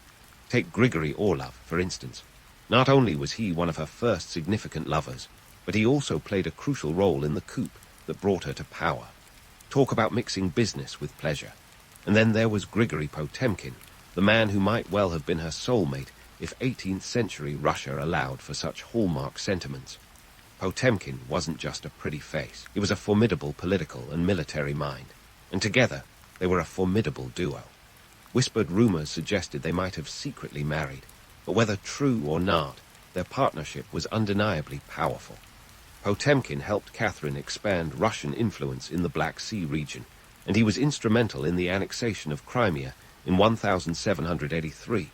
a move that significantly bolstered Russia's strategic position. In the chess game of European politics, Potemkin was her knight, and they played a masterful game. But let's not forget the myth versus reality aspect. Catherine's numerous lovers have often been exaggerated into tales of scandal and debauchery, painting her as a woman ruled by her passions. In truth, these relationships were often strategic alliances. Think of them as the 18th century version of networking, with a bit more flair and a lot more gossip. Sure, there were the occasional flings, but for Catherine, romance was frequently intertwined with diplomacy. Speaking of diplomacy, Catherine's military campaigns were nothing short of ambitious. While her lovers added color to her personal life, her military exploits painted bold strokes on the map of Europe. Catherine's reign was marked by numerous wars, none more significant than those against the Ottoman Empire. The Russo-Turkish Wars of 1768-1774 and 1787-1792 not only expanded Russia's southern borders, but also secured navigational rights for Russian ships in the Black Sea. A big deal when you're an empire keen on expanding your trade reach. This wasn't just conquest for conquest's sake. These moves were about economic power, trade routes, and securing Russia's place at the European table. Catherine was no armchair general, though. She might not have donned a uniform and charged into battle, but she was actively involved in military planning. Her correspondence with advisors and generals reveals a sharp mind well-versed in strategy. She understood that power was as much about perception as it was about reality, something her enemies often underestimated to their peril. And while we're on the topic of myths, let's debunk one of the most persistent ones, the infamous horse story. You know the one, where Catherine supposedly met her untimely end in a rather embarrassing equestrian mishap. Spoiler alert, it never happened. Catherine died of a stroke in 1796, a fact far less salacious, but infinitely more dignified. The horse tale, much like many of the wilder stories about her personal life, was a posthumous attempt to undermine her legacy, a testament to how powerful women have often been caricatured throughout history. Catherine's diplomatic achievements weren't limited to the battlefield, either. She was a master of the art of the treaty, skillfully navigating the treacherous waters of European politics. Her foreign policy was all about expanding Russian influence without overextending the empire's resources. She formed alliances, secured trade agreements, and positioned Russia as a formidable power broker. Her deft handling of the First League of Armed Neutrality in 1780, which sought to protect neutral shipping during the American Revolutionary War, showcased her ability to juggle global politics with aplomb. But let's not put too much polish on the pedestal. Catherine's reign wasn't all triumphs and treaties. There were failures and follies, too, perhaps none more glaring than her attempts at serf reform. Catherine had grand ideas about improving the lot of the serfs, but the reality was an uphill battle against entrenched noble interests. Her 1767 Legislative Commission, intended to draft a new legal code, was a bold step that ended up more aspirational than actual. It's easy to dream of utopia. It's much harder to implement it when your power base, the nobility, isn't keen on losing its grip. In the end, Catherine's legacy is a tapestry of contradictions. She was an Enlightenment thinker who wielded autocratic power, a strategic ruler with a penchant for romance, and a foreign-born empress who became more Russian than many of her subjects. Her life was a balancing act of love and war, strategy and seduction, myth and reality. As we continue to unravel the layers of Catherine's reign, one thing is certain. She left an indelible mark on Russia and the world, proving that sometimes history's most captivating stories are those that defy simple categorization. Stay tuned as we delve deeper into the legacy of this remarkable ruler, because trust me, Catherine's story is far from over. And speaking of Catherine's story being far from over, let's dive into one of her most intriguing chapters, her foray into culture and education. You see, Catherine wasn't content with just expanding Russia's borders. She wanted to broaden its mind, too. Enter the Smolny Institute for Noble Maidens, a revolutionary institution that aimed to polish the intellects of Russia's elite daughters. Picture it as the 18th century version of a fancy prep school, but with fewer pop quizzes and more emphasis on turning out well-rounded women who could hold their own in a society dominated by men. Founded in 1764, the Smolny Institute was the first state-financed educational establishment for women in Russia. It wasn't exactly cheap. Catherine shelled out a considerable sum for its creation, not to mention the ongoing costs of running the place. But in a country where women's education was about as common as a snowstorm in July, it was a bold move. The curriculum was a cocktail of languages, sciences, music, and history, designed to transform young noblewomen into paragons of virtue and intellect. Think of it as a Hogwarts for high society, minus the magic wands and talking hats. Catherine's passion for education wasn't just about altruism. It was also a clever political maneuver. By educating the daughters of the nobility, she was investing in the future leaders of Russia, ensuring that the next generation of influencers would be loyal to her enlightened ideals. Of course, this wasn't a purely egalitarian act. The institute was exclusively for noble maidens, after all. The peasant girls were left to their own devices, which usually involved more farming than philosophy. But let's not gloss over the irony here. While Catherine was busy promoting Enlightenment values through education, she was also tightening the reins of censorship. Her correspondence with Voltaire and other philosophers painted her as a champion of free thought, yet she was acutely aware of the dangers that unfettered ideas could pose to her regime. It's like hosting a book club where you secretly hope nobody reads beyond the first chapter. Catherine's letters to Voltaire were a masterclass in intellectual flirtation. She admired his wit and wisdom, and he, in turn, lauded her as a beacon of rational leadership. Their correspondence was a blend of mutual admiration and strategic alliance, with Catherine often using Voltaire's ideas as a springboard for her own policies. Yet, while she embraced the spirit of the Enlightenment, she was pragmatic enough to know that theory and practice often make awkward bedfellows. Take, for example, her approach to censorship. Catherine understood that an informed populace was a powerful one, but she also recognized the potential for unrest. So, while she encouraged the spread of Enlightenment ideas, she kept a tight grip on the press. Her regime wasn't about to let a few pamphleteers cause a ruckus, and she instituted strict controls to ensure that the printed word didn't stray too far from the imperial line. Think of it as the 18th century version of moderating a particularly unruly subreddit. Yet, despite these contradictions, Catherine's cultural endeavors bore fruit. Under her reign, Russia became a cultural powerhouse, attracting artists, musicians, and thinkers from across Europe. She founded the Hermitage Museum in 1764, starting with a modest collection of 225 paintings. Fast forward to today, and it's one of the largest and most renowned art museums in the world. Back then, it was a statement. Russia was not just a military giant, but a cultural titan as well. But let's not get too swept away by the grandeur. The Hermitage and other cultural initiatives were as much about prestige as they were about passion. Catherine understood the power of cultural diplomacy, using art and education as tools to enhance her empires standing on the world stage. It was a shrewd move, like inviting the world to a cultural banquet where Russia was both the host and the main course. And speaking of shrewd moves, let's not forget Catherine's knack for strategic partnerships. Her alliance with the philosophers was as much about enhancing her intellectual credentials as it was about genuine admiration. She knew that by associating with the likes of Voltaire and Diderot, she could bolster her image as a modern ruler. It was a bit like a celebrity endorsement deal, but with more powdered wigs and fewer paparazzi. Yet, Catherine's commitment to culture and education wasn't just about optics. She genuinely believed in the transformative power of knowledge. Her reign saw the establishment of the Russian Academy of Sciences and the expansion of educational opportunities for men, too. Under her watchful eye, Russia began to shed its image as a cultural backwater, emerging as a vibrant player on the European stage. But let's not pretend it was all smooth sailing. Catherine's efforts were often met with resistance from conservative factions within Russia, who viewed her reforms with suspicion.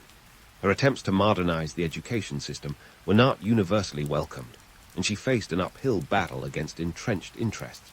It was the classic tale of progress versus tradition, played out on a grand imperial stage. In the end, Catherine's cultural and educational initiatives were a mixed bag of triumphs and trials. She left a legacy that reshaped Russia's intellectual landscape, but not without encountering her fair share of roadblocks. Her story is a testament to the complexities of leadership, where ideals often clash with reality. Yet, despite the challenges, Catherine's vision for a more enlightened Russia endured, proving that sometimes the most enduring legacies are those that dare to defy the status quo. As we wrap up this chapter of Catherine's reign, it's clear that her story is one of ambition, intellect, and irony. She was a ruler who embraced the Enlightenment while navigating the murky waters of autocracy, a cultural patron who understood the power of perception. Her tale is far from over, and as we continue to peel back the layers of her legacy, we'll uncover even more about this remarkable empress and the empire she shaped. Stay tuned, because if you thought Catherine's story was fascinating so far, just wait until we delve deeper into her influence on Russia's future. As we peel back the final layers of Catherine the Great's complex narrative, we find ourselves staring into the contradictory abyss of her legacy. It's like opening a Russian nesting doll, only to discover that the innermost figure is equal parts brilliant and bewildering. Catherine, the enlightened despot who could charm Voltaire with a single letter while keeping a firm grip on the serfs, was a ruler of paradoxes. Her son Paul, the heir to this intricate empire, was as much a product of his mother's reign as he was a reaction against it. When Catherine passed away in 1796, left an empire that was both more enlightened and more entrenched in its old ways. Her death certificate might have read stroke, but in the annals of history, she died a ruler whose ambitions for reform often collided with her need to maintain control. Her son Paul I, who ascended to the throne, inherited these contradictions like a hand-me-down coat that never quite fit. Catherine had kept Paul at arm's length, preferring to mold her grandson Alexander as her successor. But dynastic politics, being the messy business that they are, Paul took the reins, and his reign was, let's say, less than smooth. Paul's rule was marked by a determination to undo much of what his mother had done, almost as if he was trying to scrub her fingerprints from the Russian monarchy. He reversed many of Catherine's policies, reinstated draconian laws, and seemed hell-bent on proving that being the son of an iconic empress was not all it was cracked up to be. But let's not be too harsh. Paul did have his moments. He attempted to reform the military and administration, and was genuinely concerned with improving the lives of his subjects, even if his methods often came off as erratic and heavy-handed. Catherine's legacy, however, was not something that could be easily erased. Her 34-year reign had left an indelible mark on Russia, and not just because she managed to expand its borders by some 200,000 square miles. She had elevated Russia to a cultural powerhouse, and her flirtations with Enlightenment ideas had planted seeds of change that would take root long after her death. Yet, the irony of her legacy is hard to ignore. She was a champion of progressive thought who maintained a system of serfdom that kept millions in bondage. It was as if she was trying to play both the hero and the villain in her own epic saga. But let's not forget the economic realities that shaped her policies. Catherine's empire was a sprawling behemoth that needed a steady stream of revenue to sustain itself. Agriculture was the backbone, and serfdom, for all its moral failings, was the engine that kept the agricultural machine running. Her attempts to reform the system were often stymied by the very nobility she needed to keep on her side. It was a classic case of political pragmatism clashing with personal ideals, a dance many leaders know all too well. Catherine's story resonates in today's political landscape, where the tension between progress and pragmatism is as relevant as ever. Her life is a reminder that leadership is often a game of chess, where every move must be calculated and every alliance carefully considered. Understood that power was as much about perception as it was about policy, a lesson that many modern leaders could take to heart. In the end, Catherine's legacy is a mosaic of triumph and contradiction. She was a ruler who dared to dream big, yet was constrained by the harsh realities of her time. Her reign was a testament to the power of ambition, intellect, and irony, showing that even the most enlightened leaders are not immune to the complexities of human nature. Her story, rich in both romance and reality, is a reminder that history is not a simple narrative, but a tapestry woven from the threads of many lives. As we close the book on Catherine the Great, we're left with a portrait of a woman who defied easy categorization. She was a visionary who reshaped an empire, a mother whose relationship with her son was as complex as any family drama, and a cultural icon whose influence extended far beyond the borders of Russia. Her legacy endures, a testament to the enduring power of a ruler who dared to dream, scheme, and occasionally stumble on the path to greatness. And in the grand theatre of history, Catherine the Great remains a leading lady whose story continues to captivate and confound us all. Life in ancient Athens wasn't all toga parties and philosophical debates, despite what the clichés might suggest. Take Socrates, for example. Born around 470 BCE, he was a guy you might overlook if you passed him on the street. And not just because he wasn't much to look at, with a face that could politely be described as distinctive. His fellow Athenians, never ones to mince words, often noted that he had a visage only a mother could love, or maybe even she had her doubts. But that mug of his would soon be the face of a philosophical revolution. Socrates was the son of Sophroniscus, a stonemason, and Phaenarete, a midwife. It's not the kind of lineage that screams future icon of Western philosophy, but it set the stage for his life in more ways than one. Sophroniscus's trade meant that young Socrates grew up surrounded by the grit and grind of manual labor.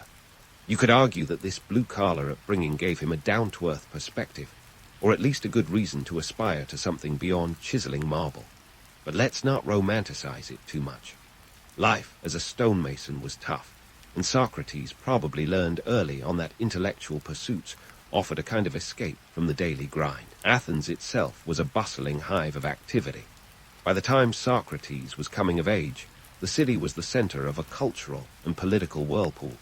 Democracy was in full swing, except this was the ancient Greek version where participating meant you had to be a male citizen. So, sorry ladies and slaves, your opinions didn't count. The city was a canvas for political drama, sort of ancient reality TV, show minus the cameras, though with more toga-clad men shouting in the agora, the public square where all the civic action happened. This was the environment that shaped Socrates' early years. It was a world where ideas were traded as freely as olives and wine.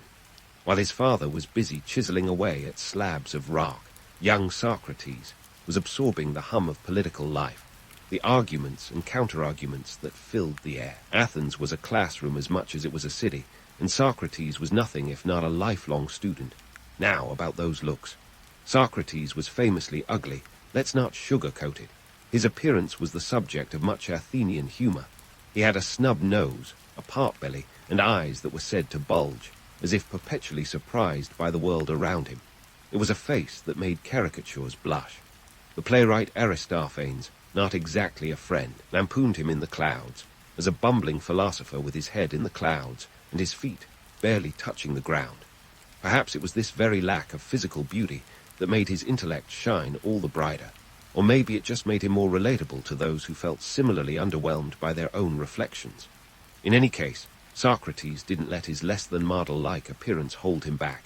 He was about as bothered by it as a cat by a fly, barely at all.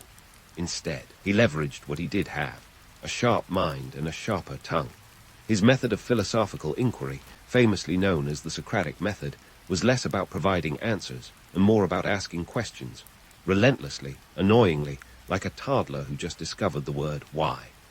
This wasn't just idle curiosity. It was a strategic way to expose contradictions and get to the truth of things, or at least nearer to it. Socrates didn't write anything down himself, which is why we rely so heavily on his student, Plato, for accounts of his life and ideas. Whether this was due to a philosophical belief in the superiority of oral discourse or simple laziness is anyone's guess. But what's undeniable is the impact of his approach. By asking others to define concepts like justice, virtue, and beauty, Socrates dragged abstract ideas into the harsh light of scrutiny. It was a method that would influence generations of thinkers long after his death, though it also earned him more than a few enemies in his own time. The Athens of Socrates' youth was a city of contrasts. It was a place where wealth and poverty rubbed shoulders, where democracy was celebrated but not fully inclusive, and where a man like Socrates could stand out, not in spite of his roots and appearance, but because of them. His early life in this vibrant city laid the groundwork for the philosophical giant he would become. He was a natural-born skeptic in a city that was learning to question itself. And that, my friends, is where our story really begins. Socrates, with his unique way of turning a casual chat into a philosophical inquisition, had an uncanny knack for making friends and enemies in equal measure. His Socratic method was, in a nutshell, like an ancient Greek version of cross-examination, but without the legal fees, a relentless cue and a session that left many Athenians scratching their heads or pulling their hair out. Imagine a toddler who's just discovered the word why, but swap out the toddler for a man with a face only slightly more mature and a mind sharper than a Spartan spear. Picture this. You're an Athenian citizen, just trying to enjoy your day in the agora, and here comes Socrates, questioning the very fabric of your beliefs. What is justice? He might ask, as if it were a casual inquiry rather than existential balm. Before you know it, you're questioning the very nature of your existence, wondering if the toga you're wearing is even real. That's the power of Socratic questioning, a method that didn't necessarily provide answers, but certainly made you ponder the ones you thought you had. And this didn't happen in a vacuum.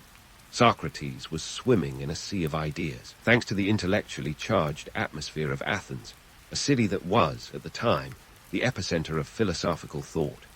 But it was also a city embroiled in the Peloponnesian War, a decades-long conflict with Sparta that lasted from 431 to 404 BCE. This wasn't just a neighborhood squabble. It was a full-scale, blood-and-guts war that drained Athens economically and socially. The war cost Athens dearly, financially and in terms of human lives.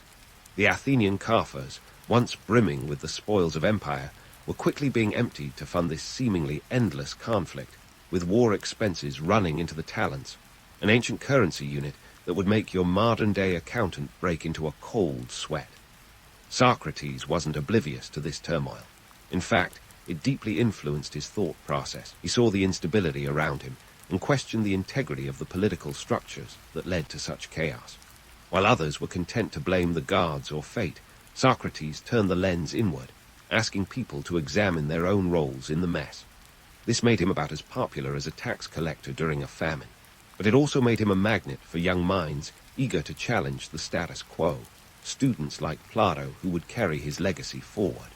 Plato, a young aristocrat disillusioned with the political machinations of his city, found in Socrates a mentor who offered an intellectual escape from the turmoil.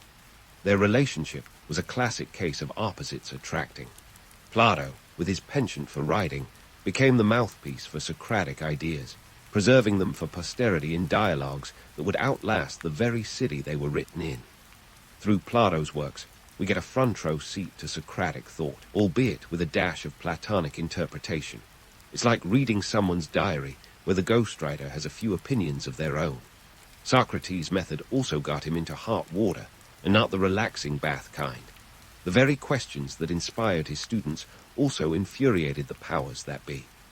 Athens, scarred by war and political strife, wasn't exactly in the mood for a philosopher who made a habit of undermining authority. His penchant for questioning everything was akin to poking a sleeping bear with a stick. Eventually, it was going to wake up angry. To be fair, Socrates was an equal opportunity provocateur. No one was immune to his probing questions, not the politicians, not the poets, and certainly not the craftsmen who took pride in their trade.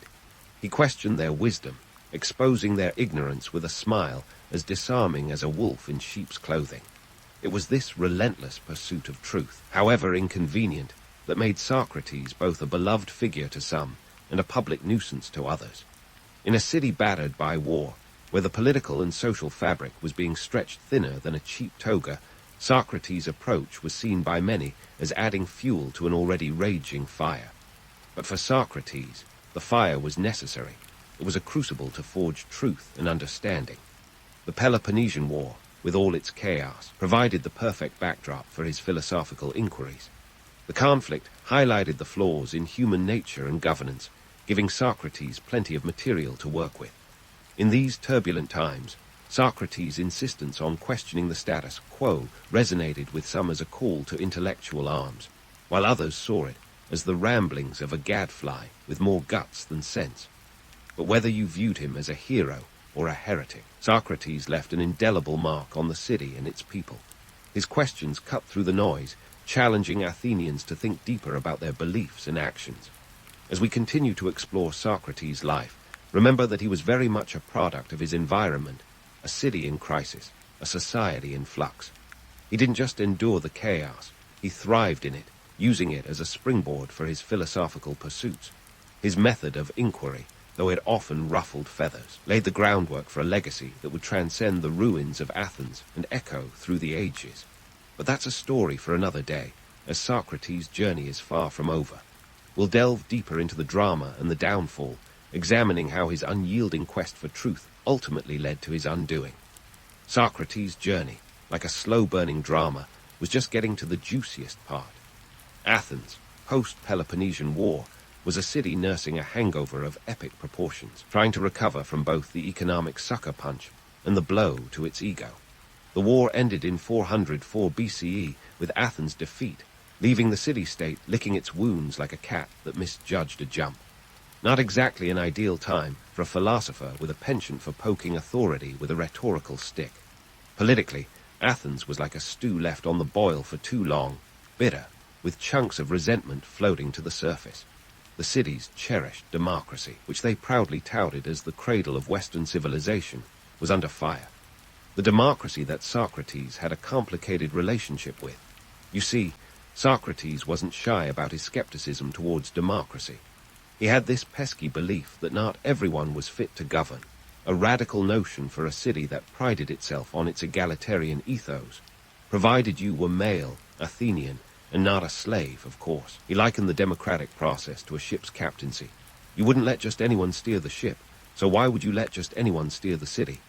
This analogy might sound reasonable at first, but in a city trying to find its democratic sea legs, it was akin to standing in a crowded theater and yelling, "Fire!"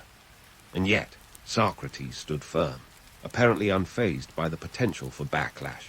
The political atmosphere was as tense as an overdrawn lyre string, ready to snap at any moment. Athens' new government, the 30 tyrants, installed by Sparta, wasn't exactly a beacon of freedom and fairness. These guys were as popular as a rainstorm on a festival day, and their rule was short-lived, but the damage was done. Athens was left in a state of political whiplash, uncertain of its direction. In this volatile setting, Socrates' teachings were seen by some as a threat. His open critique of democracy and his role as mentor to several prominent figures associated with the 30 tyrants didn't help his case. It was guilt by association, a classic case of show me your friends, and I'll tell you who you are. And so, in 399 BCE, Socrates found himself facing charges of impiety and corrupting the youth, a double whammy of accusations that made him public enemy number one in a society desperately seeking scapegoats. Now, let's get one thing straight. These charges were as flimsy as a papyrus sail in a storm. The impiety charge was basically a way to say, hey, we don't like your attitude towards the gods. And corrupting the youth, well, that was Athenian legalese, for your ideas make us uncomfortable. But uncomfortable ideas have a way of shaking things up, and Socrates were no exception. His trial was a spectacle worthy of its own episode in a Greek drama. Picture this: a 70-year-old philosopher standing in front of a jury of 500 Athenian citizens, who were less a jury of his peers, and more a cross-section of a city ready to point fingers. Socrates, true to form, didn't play the part of the contrite defendant. Instead, he turned the trial into a masterclass of his own philosophical method, questioning his accusers and exposing the contradictions in their arguments. And then there was the kicker. When asked to propose his own punishment, Socrates suggested, brace yourself, a lifetime of free meals at the Prytaneum, which was basically Athens' version of a state-funded canteen for Olympians and dignitaries.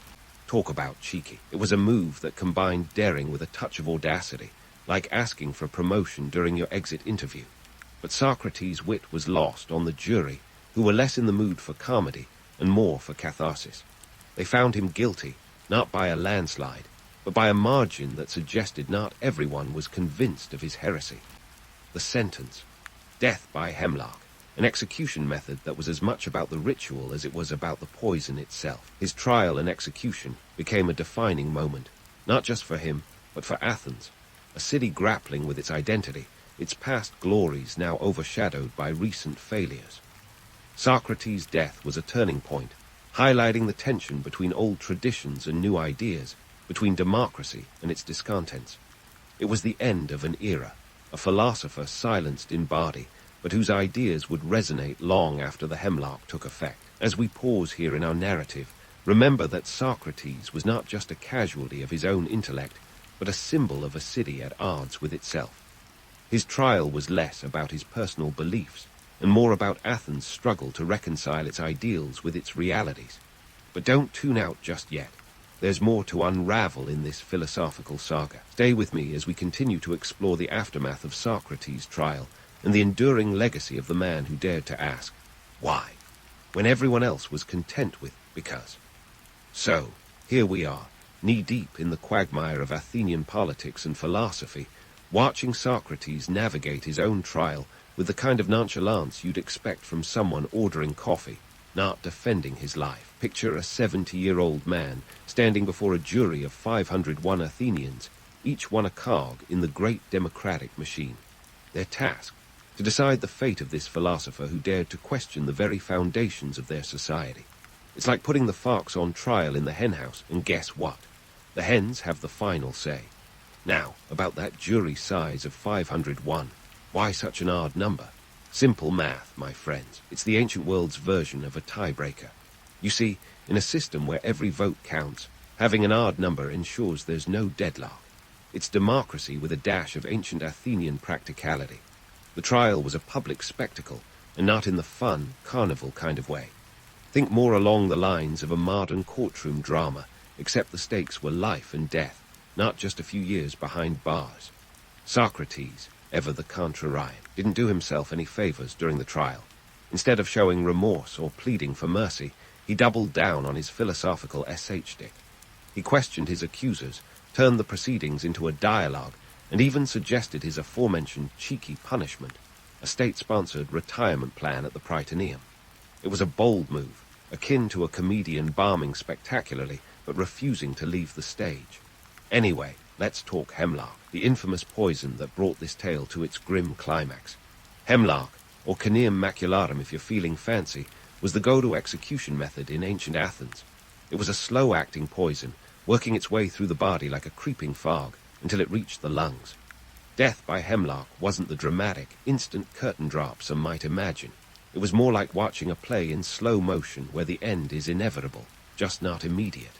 And Socrates, well, he faced death with the same calm curiosity that defined his life.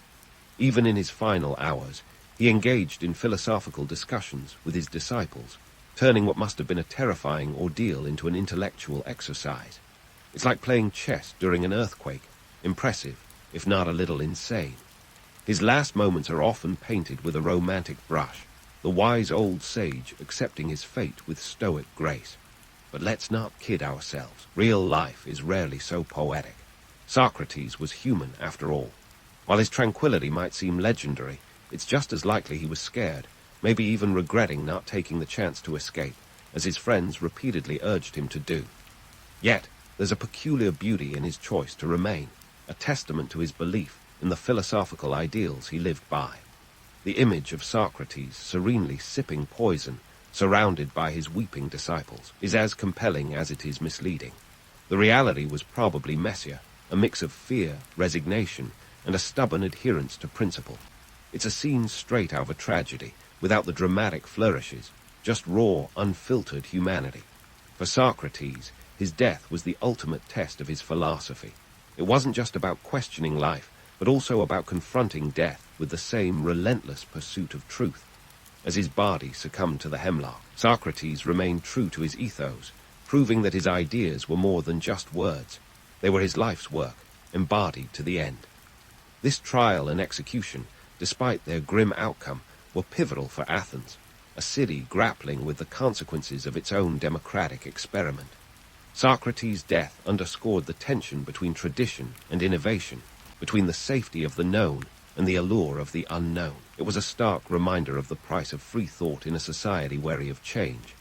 As Socrates slipped away, he left behind not just a legacy of questions, but but a city forever changed by his presence. His life and death became a mirror for Athens, reflecting its brilliance and its flaws, its courage and its fear.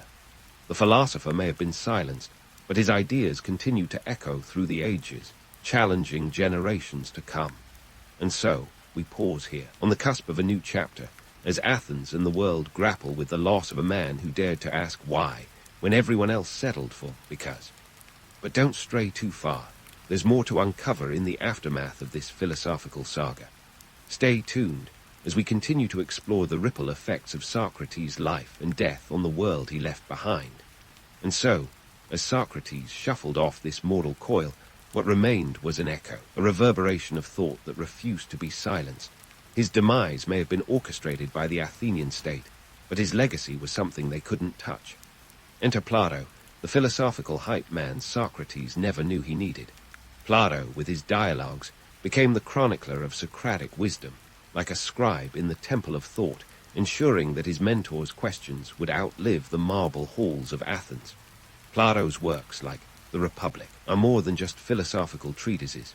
They are cultural artifacts, snapshots of an intellectual era that continues to impress. Through these dialogues, Plato didn't just preserve Socratic thought, he gave it wings. He constructed the ideal Platonic world, a world where philosophers ruled as kings, a stark contrast to the democratic chaos of Athens. If Socrates was the gadfly, Plato was the architect, building a philosophical sanctuary where his mentor's ideas could flourish. While Plato's dialogues are our primary lens into Socratic thought, they're also tinted with Platonic hues. It's like looking at a painting where the artist's style seeps into the subject. We're left to wonder, how much of this is pure Socrates, and how much is Plato's editorializing? It's a question as enigmatic as Socrates himself, but one thing is certain. Plato ensured that his teacher's legacy wasn't just a footnote in history, it was a headline. The Socratic method, with its relentless questioning, became the bedrock of Western philosophical tradition. It's the intellectual equivalent of a workout regime, designed to keep the mind as sharp as a Spartan sword. This method influenced countless thinkers, from Aristotle to Descartes. Aristotle, Plato's star student, took the baton, running with it into the realms of science and logic. He founded his own school, the Lyceum, ensuring that the Socratic spirit continued to flourish. And then there's Descartes, centuries later, who famously declared, "I think, therefore I am." You can almost hear Socrates nodding in approval from wherever philosophers go after the hemlock kicks in. Socrates' ideas, like an ancient philosophical virus, spread beyond Athens and infected the world. His emphasis on ethics and virtue, his belief in questioning authority, and his disdain for ignorance became the cornerstone of Western thought. It's like he planted a seed in the heart of Athens, and over time, that seed grew into a mighty oak, its branches spreading across continents and centuries. Now, let's debunk a myth or two, shall we? Socrates' life is often painted with the brush of romanticism, a tale of a wise old sage wandering the streets of Athens, imparting wisdom to all who would listen. But remember, history is written by the victors, or in this case, the enthusiasts. Our primary sources are Plato and Xenophon, both of whom idolized Socrates. It's like getting a biography written by your biggest fan.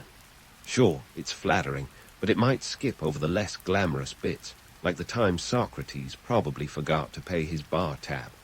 The reality is that Socrates was an agitator, a provocateur who delighted in exposing ignorance. He wasn't universally loved. In fact, he was as divisive as philosophical pineapple on your intellectual pizza. His questioning nature, while admirable, was also seen as a threat by those in power.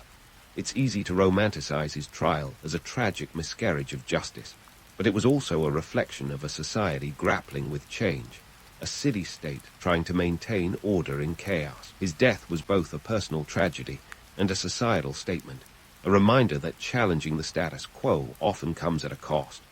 Fast forward a couple of millennia, and Socratic thinking remains as relevant as ever. We live in an age where questioning authority is not just encouraged, but essential. Socrates' legacy is alive in classrooms, courtrooms, and boardrooms, where the Socratic method is employed to dissect arguments and uncover truth. It's the original question everything mantra, a call to arms for those who value reason over rhetoric. In an era of misinformation and clickbait headlines, Socrates' insistence on critical thinking is more crucial than ever. His life teaches us that ignorance isn't just a lack of knowledge, it's a refusal to seek it. Socrates reminds us that wisdom begins with admitting what we don't know, a humbling thought in a world that often rewards certainty over curiosity. So, as we draw this saga to a close, remember that Socrates was more than just a philosopher. He was a pioneer, a trailblazer who lit the path for future generations. His life was a testament to the power of questions, proof that sometimes the most profound answers come from the simplest of inquiries. Why? And what if? As long as there are questions to be asked and truths to be uncovered, Socrates' legacy will endure, a beacon of reason in a world that sometimes prefers the comfort of ignorance. And there you have it, folks. Socrates, the man, the myth, the questioner of everything. His life was a messy, glorious dance of ideas and ideals, a philosophical roller coaster that left its mark on history. So next time you find yourself questioning the status quo, remember you're in good company. After all, Socrates did it first, often, and with a face only wisdom could truly love.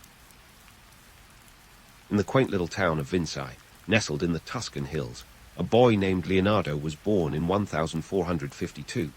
Now, Vinci might sound like it's bustling with artistic grandeur, but back in the day, it was more like a sleepy village where the most exciting event was a sheep escaping the pen. Leonardo was the illegitimate son of a notary, Sir Pirro, and a peasant girl, Caterina.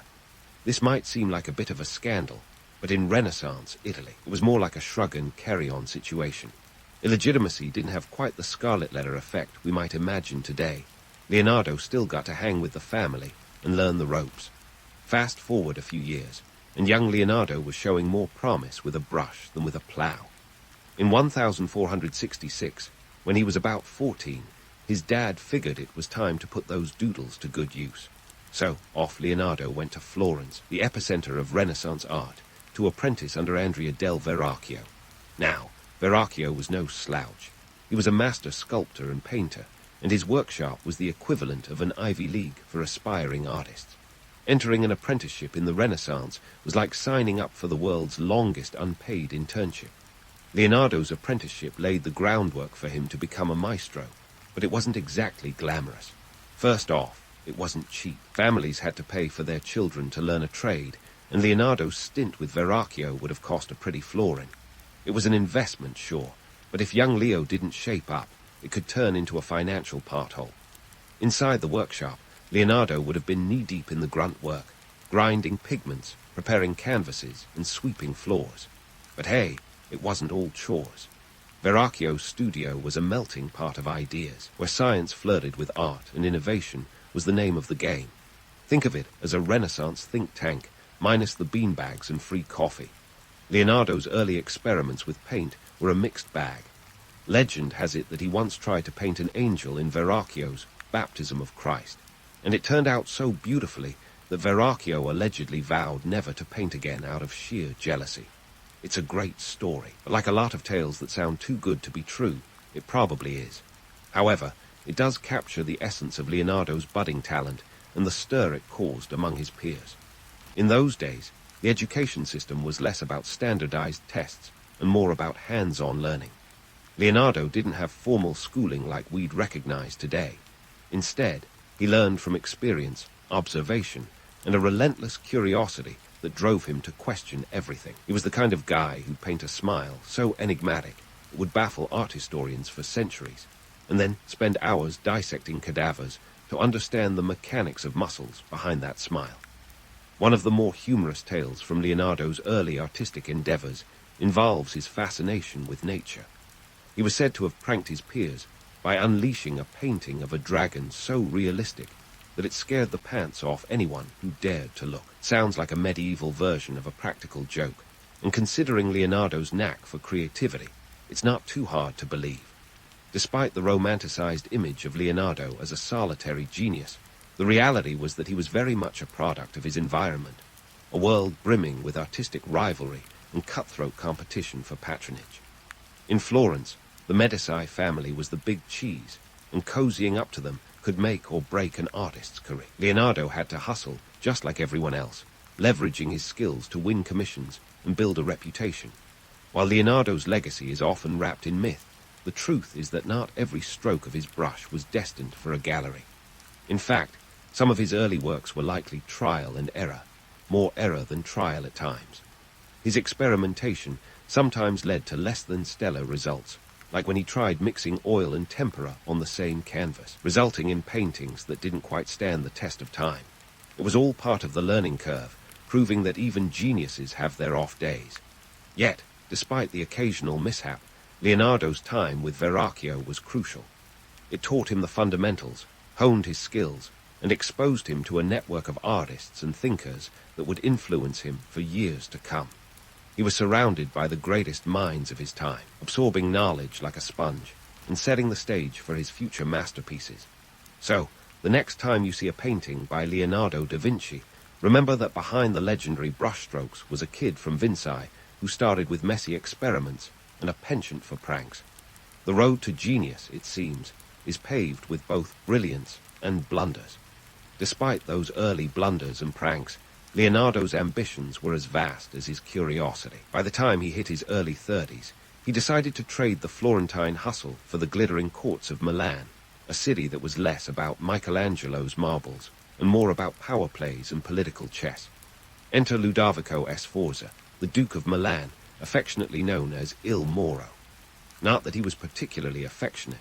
His nickname means the Moor, a nod to his dark complexion, not his sunny disposition. Ludovico was the kind of ruler whose ambitions were only slightly less grand than his ego, and he fancied himself a patron of the arts.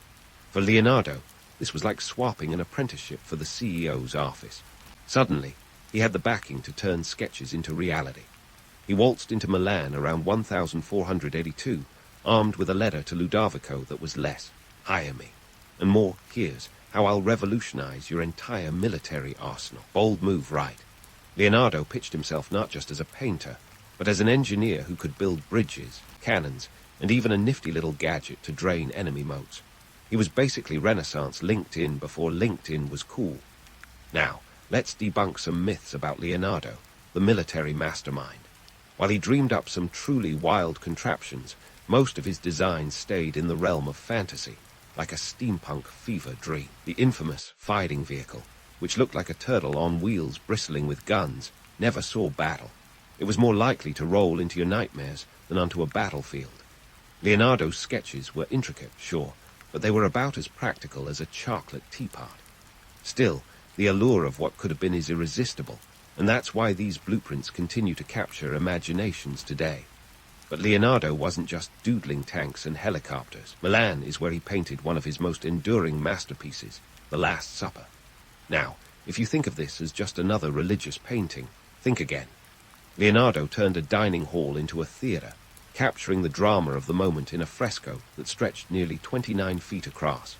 It was an innovative move, using a dry plaster technique that allowed for finer detail, but unfortunately proved about as durable as a sandcastle in a storm. Within a few decades, the masterpiece began to deteriorate, proving that even geniuses sometimes pick the wrong tools for the job. The Last Supper wasn't just a painting. It was a testament to Leonardo's genius at capturing human emotion and psychology. The apostles are caught in a moment of shock and questioning, each face a study in disbelief and intrigue. This wasn't art for art's sake. It was Leonardo using his keen understanding of human nature to breathe life into biblical figures. The work captures the chaos of revelation, a snapshot of history that's been studied more times than a teenager cramming for finals. However, Leonardo's time in Milan wasn't all triumphs and masterpieces. He had a notorious habit that would make any modern project manager shudder: not finishing commissions. To say he was easily distracted is like saying the sun's a bit warm. Leonardo's to-do list was as long as the Nile, and about as prone to flooding over with new ideas. Patrons often found themselves waiting and waiting and waiting some more as deadlines came and went like passing seasons. Ludovico himself must have wondered if he'd hired a genius or a procrastinator extraordinaire. Spoiler alert, it was both. This tendency to leave projects unfinished wasn't just an artistic quirk. It was a perfect storm of perfectionism and curiosity. Leonardo was forever chasing the next big idea, whether it was a new method of painting or dissecting animals to understand anatomy.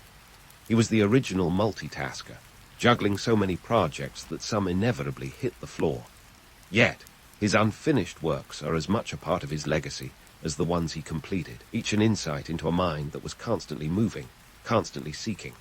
While Leonardo's adventures in Milan were a mixed bag of success and frustration, they were also a defining chapter in his life. He rubbed elbows with the elite, engineered grand visions, and painted scenes that would echo through the centuries. He was a man out of time, a Renaissance rock star whose stage was a city of intrigue and ambition. So, even as some of his grand ideas remained on paper, the impact of his Milanese years was anything but unfinished. Stay tuned as we dive deeper into Leonardo's later life, where he takes his talents on the road again, crossing paths with kings and keeping that perpetual twinkle of curiosity in his eye. But remember, the story of Leonardo isn't just about the triumphs. It's about the tantalizing what-ifs and the reality of a genius whose reach often exceeded his grasp. As Leonardo packed his bags and bid adieu to Milan, he must have felt like a Renaissance rock star on tour, albeit one who'd left a few too many projects behind. His next stop, back to the artistic heart of Florence, where the air was thick with competition and the scent of freshly mixed paint. It was the year 1500, and Leonardo was returning to a city that had evolved since he'd last called it home. Florence was now the turf of another rising star, Michelangelo Buonarroti, a sculptor with a penchant for chiseling marble into masterpieces. The stage was set for one of the greatest artistic rivalries of all time. Now, if you think of these two as the Mick Jagger and Keith Richards of the Renaissance, you're not far off. But unlike rock stars, their weapons of choice were brushes and chisels, and their battlefield was the illustrious Palazzo Vecchio. This wasn't just a friendly game of artistic one-upmanship. It was a public spectacle that had the whole city buzzing. Picture Florence as a Renaissance version of Twitter, with everyone weighing in on who'd come out on top. In 1504, Leonardo and Michelangelo were commissioned to paint murals on opposite walls of the Hall of 500.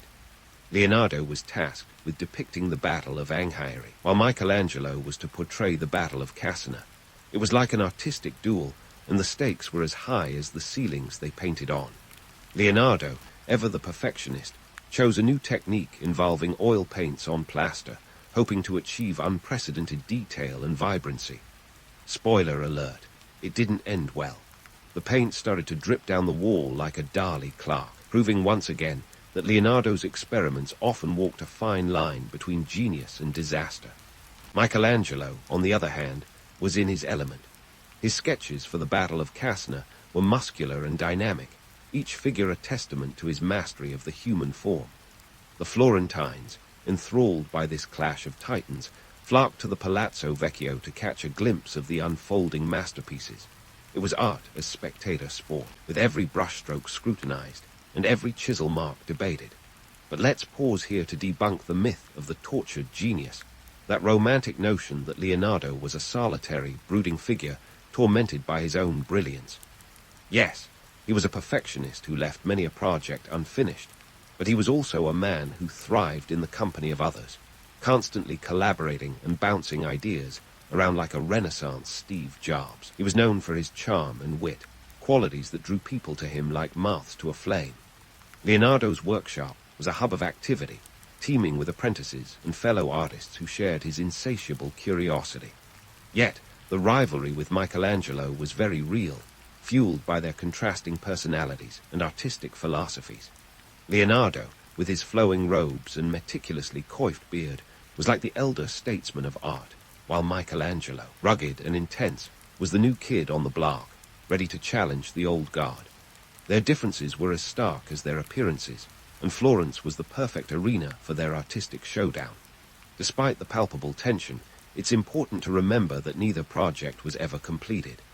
Michelangelo got sidetracked by a little project called the Sistine Chapel, while Leonardo's ill-fated technique left the Battle of Anghiari in a state of deterioration. The murals became legends in their own right, not for what they were, but for what they could have been. It's the ultimate what-if scenario, a tantalizing glimpse of genius left unfinished. As for Leonardo's other ambitious projects during this period, they were as varied as they were incomplete. He dabbled in everything from anatomy to hydrodynamics, sketching designs for everything from flying machines to city plans. It was as if his mind was a Renaissance version of a brainstorming session, with ideas spilling out faster than he could catch them. And while many of these concepts remained on paper, they offered a window into a mind that was constantly seeking, constantly questioning. Economic realities also played a significant role in Leonardo's endeavors, or lack thereof. Florence's wealth was concentrated in the hands of a few powerful families, and gaining their patronage was crucial for any artist hoping to make a living. Leonardo, ever the pragmatist, knew the importance of securing commissions, but his penchant for innovation often ran headlong into the brick wall of financial practicality. In other words, he had champagne tastes on a wine cooler budget. Yet, the allure of Leonardo isn't just in his successes. It's in the audacity of his vision, the scope of his curiosity, and the sheer breadth of his imagination. His life was a testament to the idea that genius isn't always tidy or linear. It's messy, unpredictable, and often incomplete. And perhaps that's where the real magic lies, not in the finished works, but in the endless possibilities they suggest. So, as we leave Leonardo in Florence, locked in a creative rivalry that would echo through the ages, remember that the story isn't over yet. There are more twists and turns to come, more triumphs and failures, and more insights into a mind that never stopped exploring. Stay tuned for the next chapter in Leonardo's extraordinary journey, where he continues to defy convention, push boundaries, and inspire generations to come. As Leonardo packed his brushes and rolled up his sketches, he left Florence behind once more, destined for the shimmering canals of Venice. This wasn't just a pleasure cruise. Venice in 1500 was a veritable hotbed of political intrigue, where the air was thick with the scent of ambition, and the lagoon teemed with merchants, diplomats, and spies. The city was a maritime powerhouse, its gold ducats glittering like the water that surrounded it. Leonardo was drawn to Venice not just by its beauty, but by the challenge it presented, a city ripe for innovation and invention. Now, Venice wasn't just about canals and gondolas. It was a strategic gem, and everyone wanted a piece of it. Cue the French, who in 1499 decided they fancied a bit of Italian real estate, and Venice was suddenly staring down the barrel of potential invasion. Enter Leonardo, who, with his usual flair for turning a sketchbook into a battlefield, was brought in to bolster the city's defenses. He proposed a system of movable barricades to protect the city from naval attacks.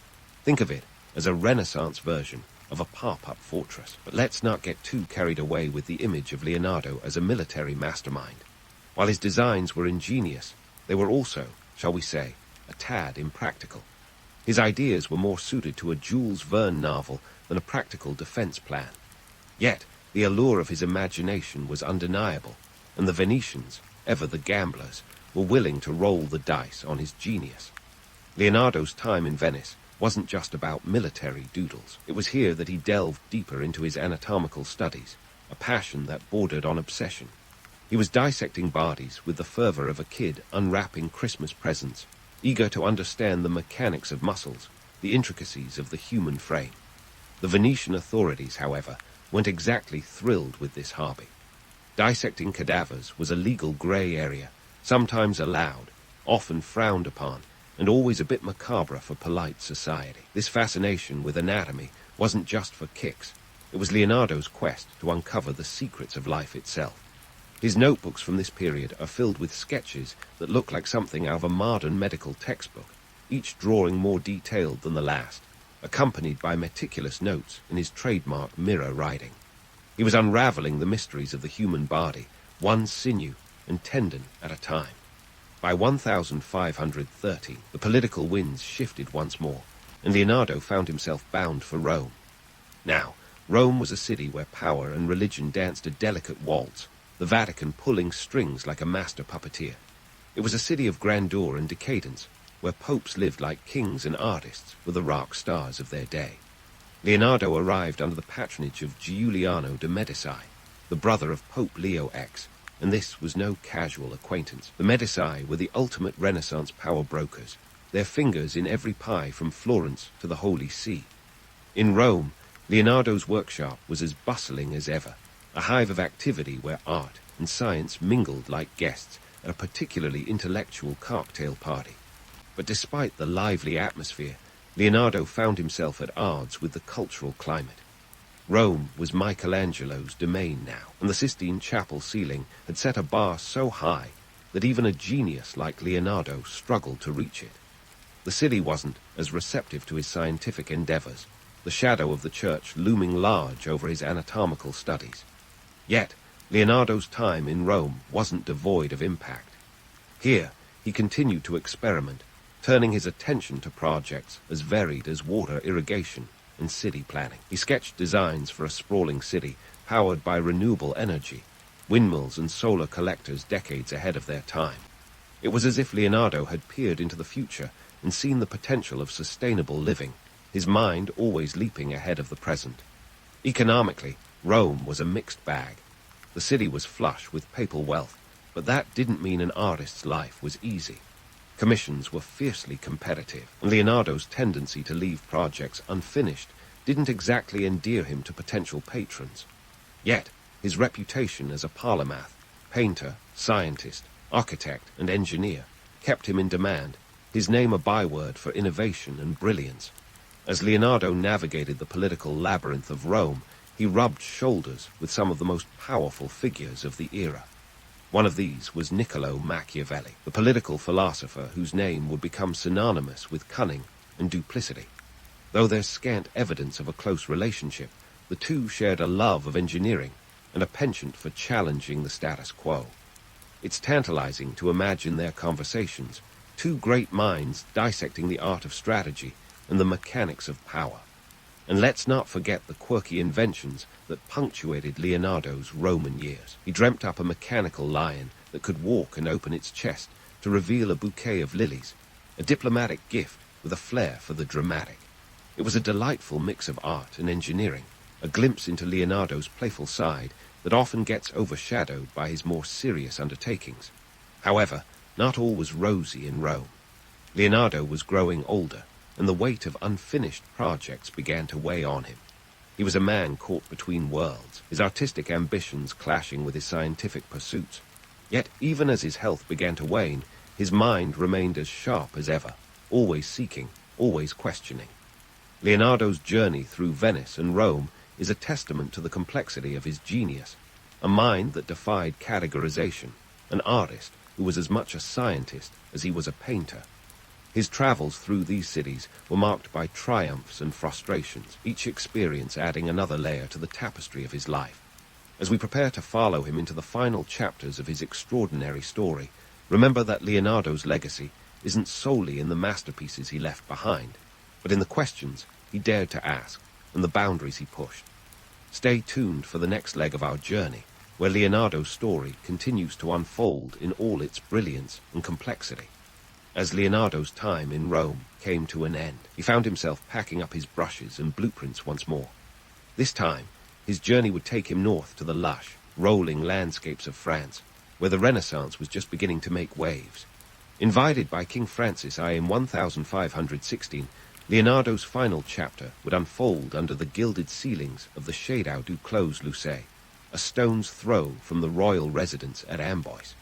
Now, Francis I was no ordinary monarch. He was a Renaissance man in his own right, a king with a penchant for art and a flair for the dramatic. His court was a veritable buffet of creativity, where artists and thinkers mingled like intellectual appetizers. For Leonardo, this was like being handed a golden ticket to the ultimate creative playground. Francis treated him not just as a court painter, but as a beloved mentor, a living embodiment of the Renaissance spirit he so admired. Settling into his new digs at Clos Lucé, Leonardo was given the freedom to explore his myriad interests without the pesky interruptions of deadlines or disgruntled patrons. He spent his days sketching, inventing, and contemplating the mysteries of the universe with the leisure of a man who'd finally found his groove. It was a sweet deal, a generous stipend, a house with a view, and the ear of a king who hung on his every word. It's safe to say Leonardo had finally hit the Renaissance jackpot. But let's not paint this as a fairy tale ending just yet. Leonardo's health was declining, and the years of relentless curiosity were beginning to take their toll. His right hand, the very tool that had brought so many masterpieces to life, was paralyzed by a stroke. Yet even as his physical abilities waned, his mind remained a wellspring of innovation. He continued to doodle and design, filling his notebooks with ideas that would baffle and inspire generations to come. Speaking of those notebooks, they're like the Renaissance version of a treasure map, filled with sketches and musings that reveal the inner workings of a genius. Leonardo's notebooks are a mishmash of brilliance and whimsy, where meticulous anatomical studies bump elbows with doodles of swirling water and fantastical creatures. They're written in his infamous mirror script, a technique that's been debated more than a conspiracy theory. Was it a code to keep his ideas secret, or just a left-handed quirk? The jury's still out, but either way, it adds an air of mystery that makes them even more tantalizing. These notebooks are more than just a curiosity. They're a testament to Leonardo's insatiable desire to understand the world around him. They contain everything from designs for flying machines to studies of optics and reflections, a veritable smorgasbord of scientific inquiry. Though many of his inventions never saw the light of day, the sheer scope of his imagination is staggering. In a world that was still figuring out how mirrors worked, Leonardo was dreaming up helicopters and scuba gear. Yet, Leonardo's legacy isn't just in his art or his inventions. It's in the way he approached life itself. He was a man who embodied the Renaissance ideal of the universal genius, a polymath who refused to be pigeonholed.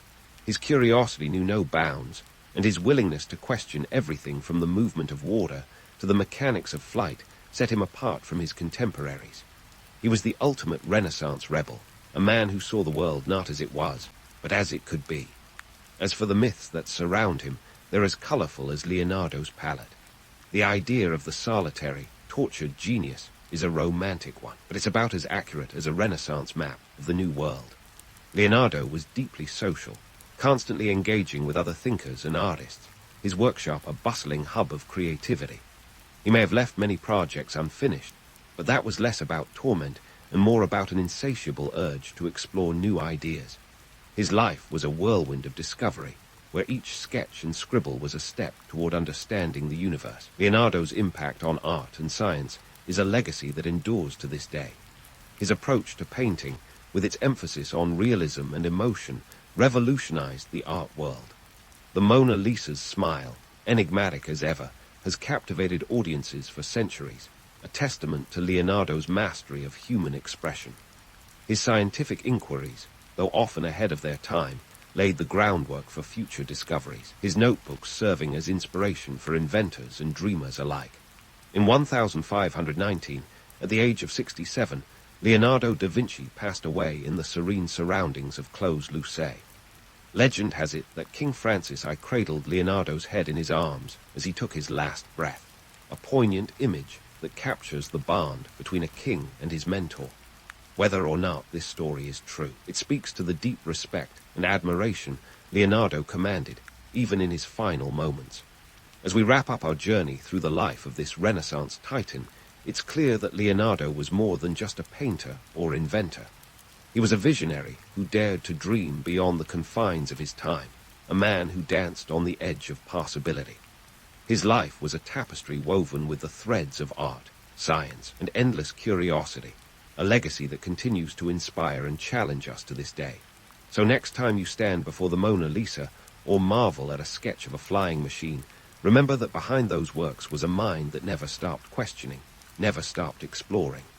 Leonardo da Vinci's genius wasn't just in the masterpieces he left behind, but in the spirit of inquiry and wonder that drove him to create them. And that, dear listeners, is a legacy that's truly timeless. So there you are, in the heart of Rome, surrounded by the chaotic symphony of vendors hawking their wares, citizens bustling to and fro, and somewhere, the distant roar of a crowd. Now, you might think that buzz is coming from an ancient sports bar with a particularly contentious dice game. But nope, it's the Colosseum, the epicenter of Roman entertainment, where gladiators clash. But hold on a sec. Before you start picturing Russell Crowe in a leather skirt, let's rewind to how this whole gladiator gig got started. You see, gladiatorial combat didn't just pop up as Rome's favorite pastime overnight. It began as a solemn funeral rite. Picture a grieving Roman family, rich enough to afford the human equivalent of a fireworks display to honor their dearly departed. These were the days when a good send-off meant having a few fighters duke it out in front of your guests. It was all about paying homage to the dead, who, presumably, enjoyed a good punch-up in the afterlife. This Sama ritual is said to have kicked off around 264 BCE, when the sons of Junius Brutus honored their father by staging a battle between 3 pairs of gladiators. From there, things escalated faster than you can say bread and circuses.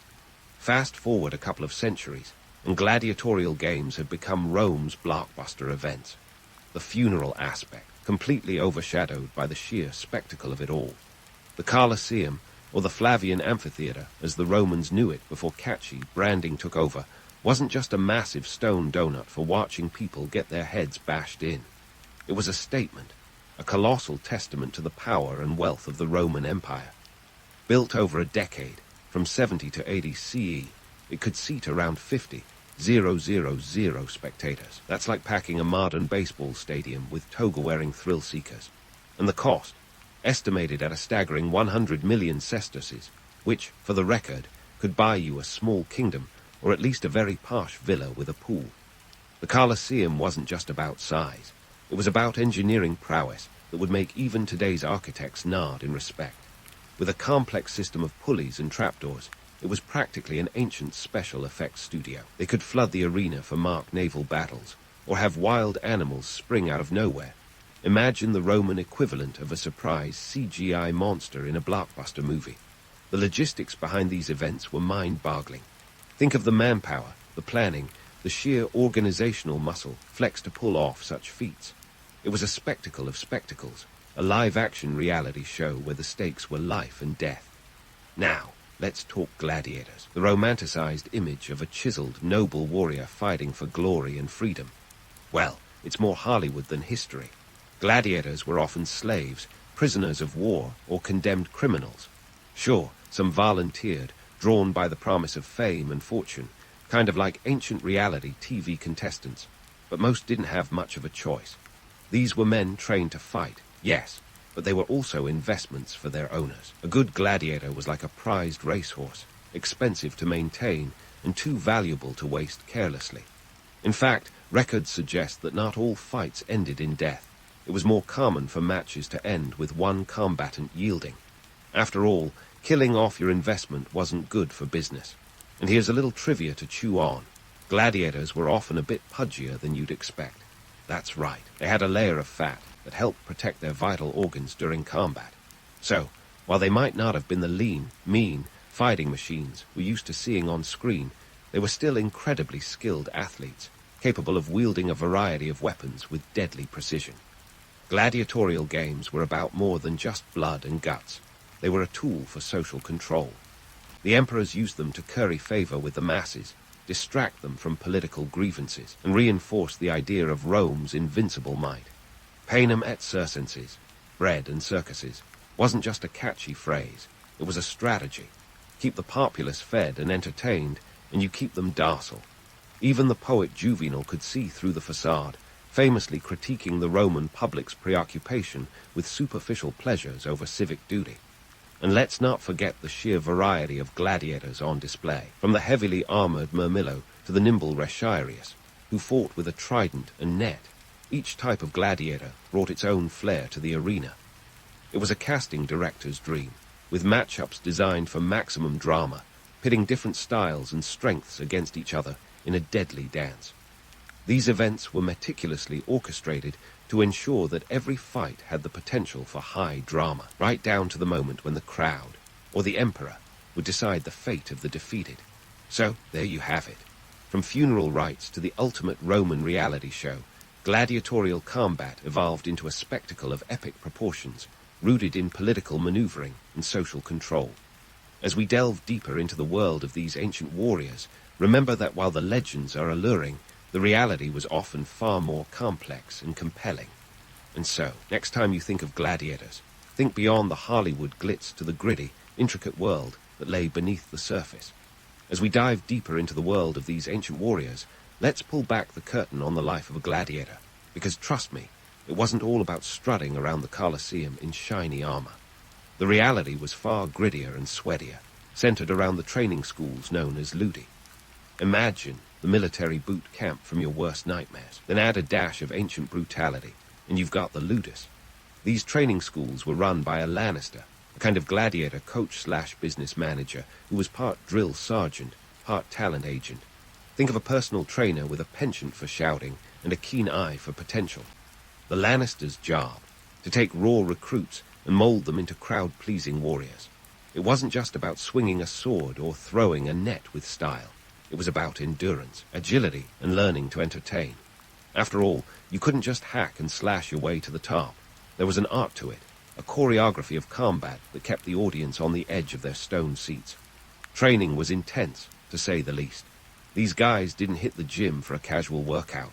They were up at the crack of dawn, practicing moves, building strength, and honing their skills.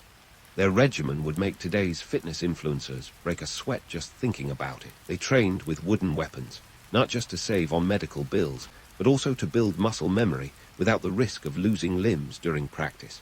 And let's not forget the diet, a high-carb concoction designed to pack on that protective layer of fat. Forget protein shakes. These guys were downing barley mush like it was going out of style. Now, you might be wondering why anyone would subject themselves to such a punishing routine. For some, it wasn't exactly a choice. Slaves and prisoners didn't get much say in the matter. But for volunteers, and yes, there were quite a few, the promise of fame and fortune was a powerful lure. Win enough fights, and you could earn your freedom, a purse of prize money, and maybe even a shot at celebrity status. In a society where class mobility was as rare as a unicorn, the arena offered a glittering, if highly perilous, opportunity. But let's talk numbers, because if there's one thing that makes the Roman Empire tick, it's economics. Training a gladiator was no small investment. The cost of keeping a gladiator in fighting shape was roughly 2,000 sesterces a year.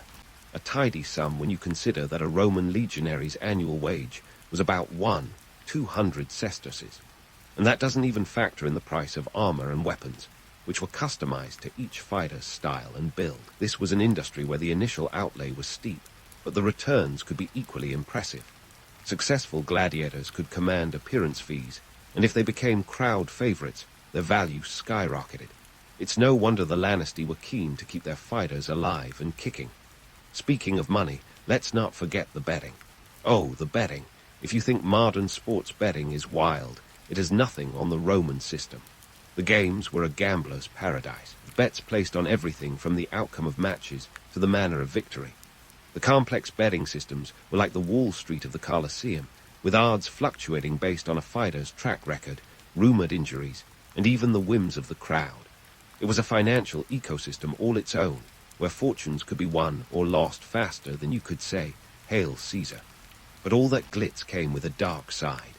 Gladiators occupied a curious spot on the social ladder. They were both revered and reviled, the celebrities of their time, but also seen as the lowest of the low. On one hand, they were the stars of the arena, admired for their bravery and skill. On the other, they were marked by the stigma of slavery and violence, considered little more than blood-soaked entertainers. It was a dichotomy that made their lives both glamorous and grim. And then there's the not-so-small matter of life expectancy. Spoiler alert, it wasn't great. The average lifespan of a gladiator was about 25 years, a stark contrast to the average Roman citizen who could expect to live into their 50s. The life of a gladiator was perilous, with death lurking around every corner. Yet, paradoxically, not all fights ended fatally. In fact, it was often more profitable to keep a skilled fighter alive for future bouts. After all, a dead gladiator couldn't win another match, and thus couldn't keep the crowds and the bets rolling in. This is the world of the gladiator, a place where life was cheap, yet every moment in the arena was priceless. They were pawns in a grand spectacle, their fates determined by the whims of the crowd and the politics of the day. Yet, despite the odds, some rose to legendary status, their names echoing through history as symbols of courage and defiance. So next time you picture a gladiator, remember the grit behind the glory, the sweat behind the spectacle, and the real men behind the masks. Keep that in mind as we continue to explore the complex and captivating world of these ancient warriors. So, as we pull back the curtain on the life of a gladiator, let's step into the Colosseum and experience a day in the life of a gladiatorial event. It's dawn in ancient Rome, and the city's abuzz with anticipation. Spectators from all walks of life are filing into the amphitheater, their togas trailing like ancient fan merch. The air's thick with the smell of street food. Think roasted meats and exotic spices, a far cry from your standard hot dog stand. The Colosseum, a marvel of Roman engineering, stands ready to host yet another day of blood-soaked entertainment. The day's spectacle kicks off with a splash of pageantry worthy of a Roman blockbuster. The opening ceremonies are a mix of pomp and wildlife, a procession of exotic animals parading through the arena, showcasing Rome's global reach. Picture lions, elephants, and even ostriches, all herded into the ring for the crowd's delight. It's like a deadly petting zoo, minus the safety barriers. And here's the kicker. Not all these beasts make it through the day unscathed. Some are pitted against each other in fights. Others are used for the infamous venations, or animal hunts, where hunters or even condemned prisoners face them in combat. Spoiler alert, the animals rarely win. As the sun climbs higher, the main events loom closer. But first, there's the warm-up act, the mock battles. These staged skirmishes involve lesser-known fighters and serve to whet the crowd's appetite for the main attraction. The Romans, ever the masters of anticipation, knew that nothing builds excitement like a bit of pre-fight drama. These bouts aren't just filler. They're carefully crafted to set the tone for the day, a mix of choreography and combat that keeps the audience on the edge of their stone seats. Now, let's talk about the real stars of the show, the gladiators themselves. As the main events unfold, different types of gladiators take the stage, each bringing their own unique style to the arena. The Murmillo, with their fish-like helmets and heavy armor, clash with the nimble Retiarius, who wields a trident and net like a fisherman on a deadly mission. Then there's the Secutor, specifically designed to counter the Retiarius, with a smooth helmet that prevents the net from snagging. Every match is a strategic pairing, designed to showcase the strengths and weaknesses of each fighter. But let's not romanticize it too much. Gladiatorial combat was as much about spectacle as it was about strategy. The Romans loved a good underdog story, and the arena was full of them. The fights were a masterclass in theater, where every move was calculated to thrill the audience. Even the gladiators' deaths, when they occurred, were orchestrated for maximum impact. The more dramatic the demise, the better the show. Talk about dying for the art. Yet, for all the blood and guts, the Colosseum wasn't just a place of death. In fact, not all fights ended fatally. The decision to spare or kill a defeated gladiator often lay in the hands of the emperor or the editor, the person organizing the games. The crowd could weigh in with their infamous thumbs up or thumbs down, though contrary to popular belief, a thumbs down didn't necessarily mean death. It was more like a Roman version of deal or no deal, with the gladiator's life hanging in the balance. And what about the audience? These weren't just passive observers, they were active participants in the day's events. The crowd's roar could sway decisions, and their reactions were as much a part of the spectacle as the fights themselves. But here's where it gets interesting. The audience wasn't just bloodthirsty for the sake of it. The games were a rare chance for the common folk to directly engage with their rulers, to feel a sense of power, however fleeting.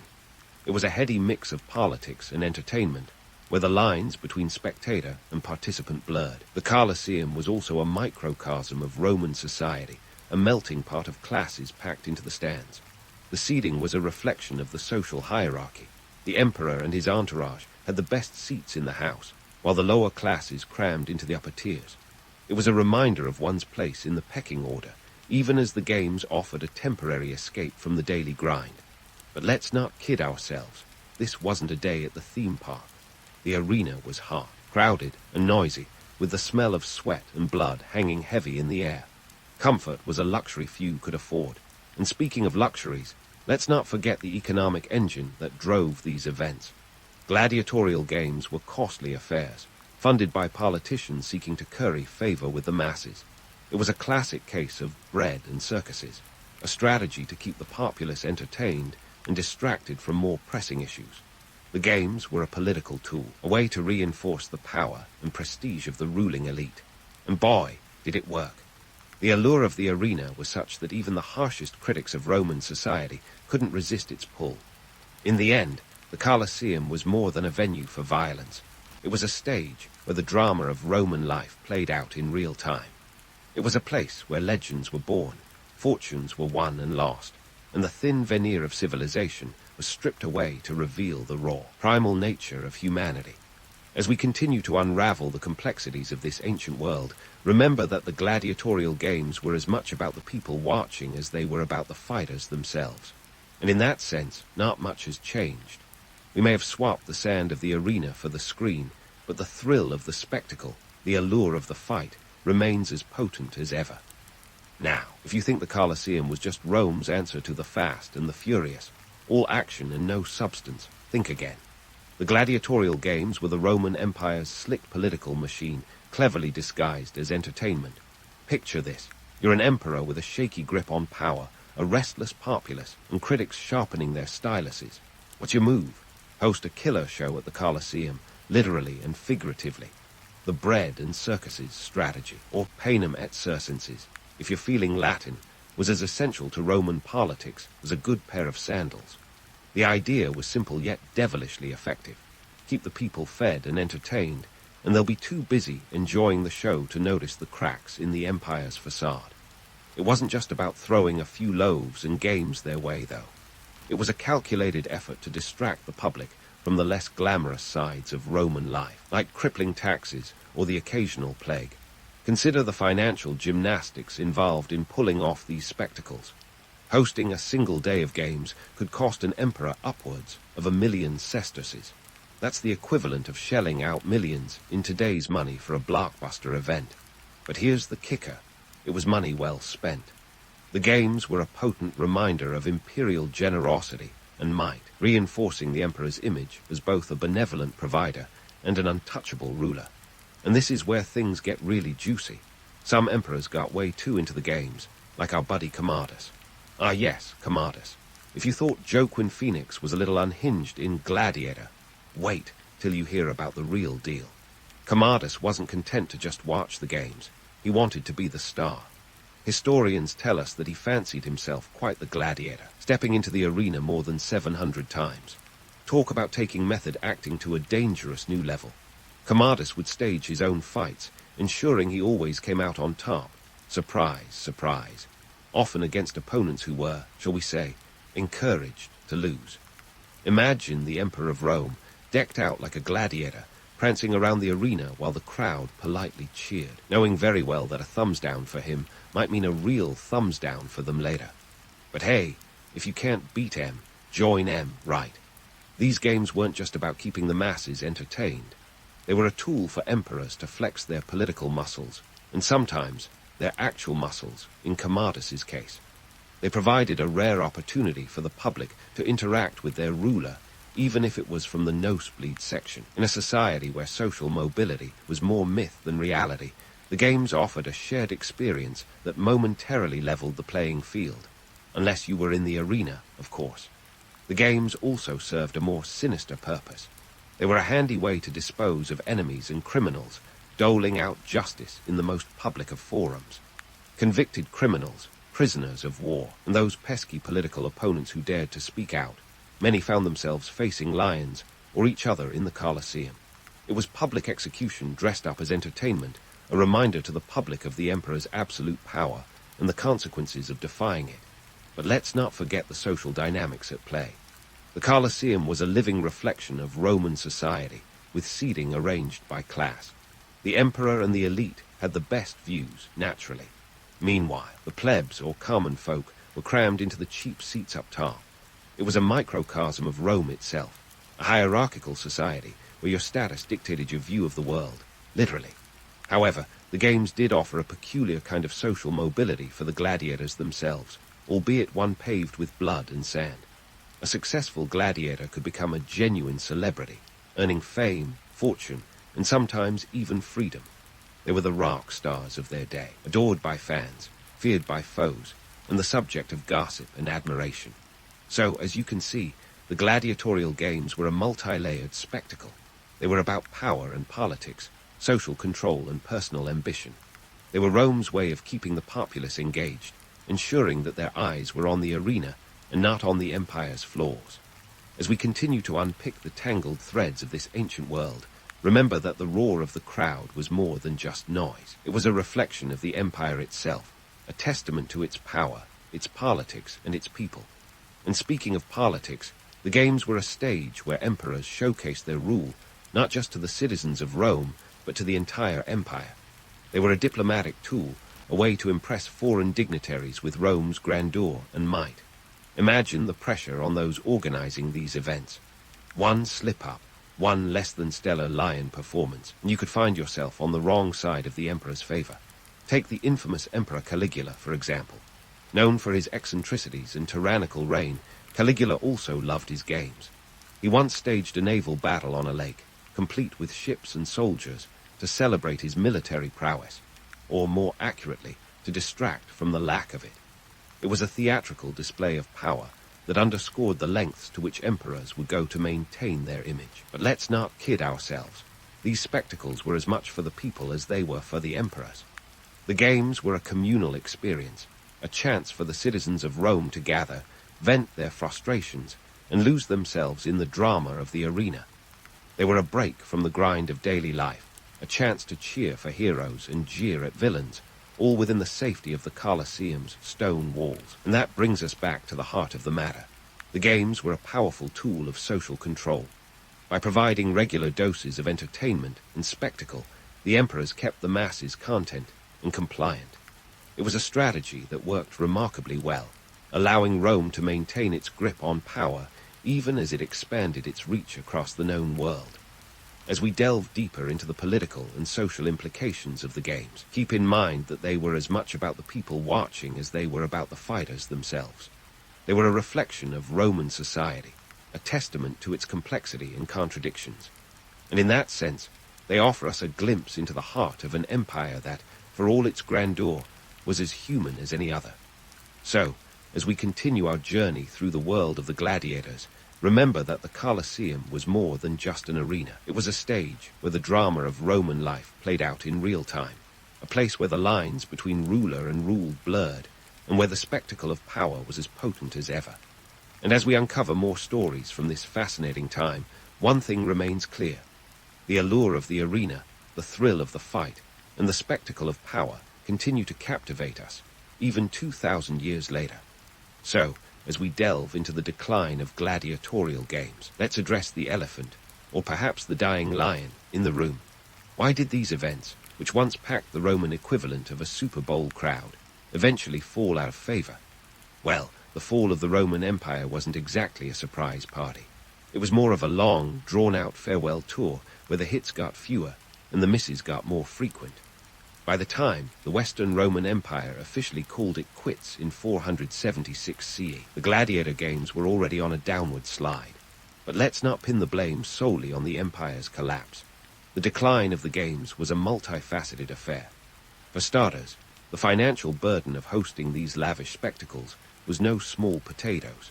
As the empire's coffers began resembling a Roman bath with a leak, emperors found it increasingly difficult to justify splurging on spectacles that could drain the treasury faster than a politician's promise. And with Rome's borders shrinking like a wool tunic in a hot bath, the flow of prisoners of war and potential gladiators slowed to a trickle, leaving the arena short on new blood. Then there was the pesky rise of Christianity, which, let's just say, wasn't exactly a fan of the whole human slaughtering each other for fun concept. Christian emperors, starting with Constantine in the early 4th century, began to frown upon these bloody games, seeing them as a bit too pagan for their liking. By the time Emperor Honorius banned gladiatorial contests in 404 CE, the games were already on life support. But hold your horses, or chariots. While the official gladiator games were getting the axe, the spirit of the gladiator was busily laying the groundwork for its next act. You see, the thrill of combat and spectacle didn't just pack up and leave with the Roman legions. It transformed, re-emerging in the medieval period in the form of jousting tournaments. These nightly bouts were more about chivalry and honor. Think gladiators with a medieval makeover. But let's not kid ourselves. The jousts were still about showing off martial prowess, and occasionally knocking someone senseless for the crowd's delight. Fast forward a few centuries, and the gladiator's legacy takes another unexpected turn. Enter the world of modern sports. Yes, folks, when you watch a boxing match or an MMA fight, you're witnessing an echo of the ancient arena. The roar of the crowd, the thrill of the fight. It's all there, albeit with more rules and fewer opportunities for fatal outcomes. It's as if the spirit of the gladiator snuck into the modern world, trading in the blood-soaked sand for a more palatable, albeit still intense, form of competition. And let's not forget the cultural impact. Gladiators have been romanticized and mythologized, from medieval tales to Hollywood blockbusters. I mean, who hasn't watched Gladiator and felt the urge to yell, "Are you not entertained?" At least once. This enduring fascination speaks to a fundamental human attraction to stories of struggle, bravery, and defiance against the odds. The gritty reality of the arena has been polished into a legend, a symbol of the indomitable human spirit, albeit one that conveniently glosses over the less savory details. But here's the kicker. The romanticized image of the gladiator, as an emblem of courage and freedom, is often at odds with the harsh reality they faced. These were, for the most part, enslaved individuals, fighting for survival in a system that saw them as expendable. Yet, despite this grim backdrop, the idea of the gladiator as a hero endures. It's a testament to our ability to find inspiration in the most unlikely of places, to see beyond the chains and the blood to the human story beneath. The legacy of the gladiator games is a complex tapestry, woven with threads of power, politics, and the age-old allure of spectacle. It's a story that reminds us of the heights of human achievement and the depths of its cruelty. The Colosseum stands today as a monument to this duality, its ancient stones echoing with the cheers of long-gone crowds and the whispers of the past. As we wrap up our journey through the world of ancient Roman entertainment, let's leave with this thought. While the games may have ended, the spirit of the gladiator lives on, transformed and reimagined through the ages. It's a legacy that continues to captivate our imaginations, a reminder of the enduring human fascination with the drama of combat and the spectacle of survival. And as long as we tell tales of heroism and courage, the gladiators will never truly hang up their sandals. If you've ever thought that the road to becoming a philosophical giant was paved with marble and serenaded by angels, meet Confucius, the sage who started out as just a regular guy with an unimpressive resume. Born in 551 BCE in the state of Lu, which would be in modern-day Shandong province, China, Confucius's early days were about as glamorous as a loaf of stale bread, talking about a time when the concept of career planning was as foreign as a flying car, and Confucius wasn't exactly born with a silver spoon in his mouth, or any spoon, for that matter. Confucius came into the world during the Zhou dynasty, a period that was as politically stable as a house of cards in a windstorm.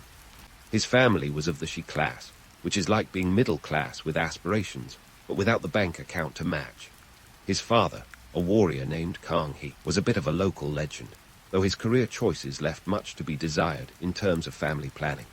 He passed away when Confucius was just 3, leaving his mother, Yan Zhengzai, to raise him on her own, a single mom in ancient China, navigating life with a kid who would one day be famous, but was at that point just another toddler making a mess.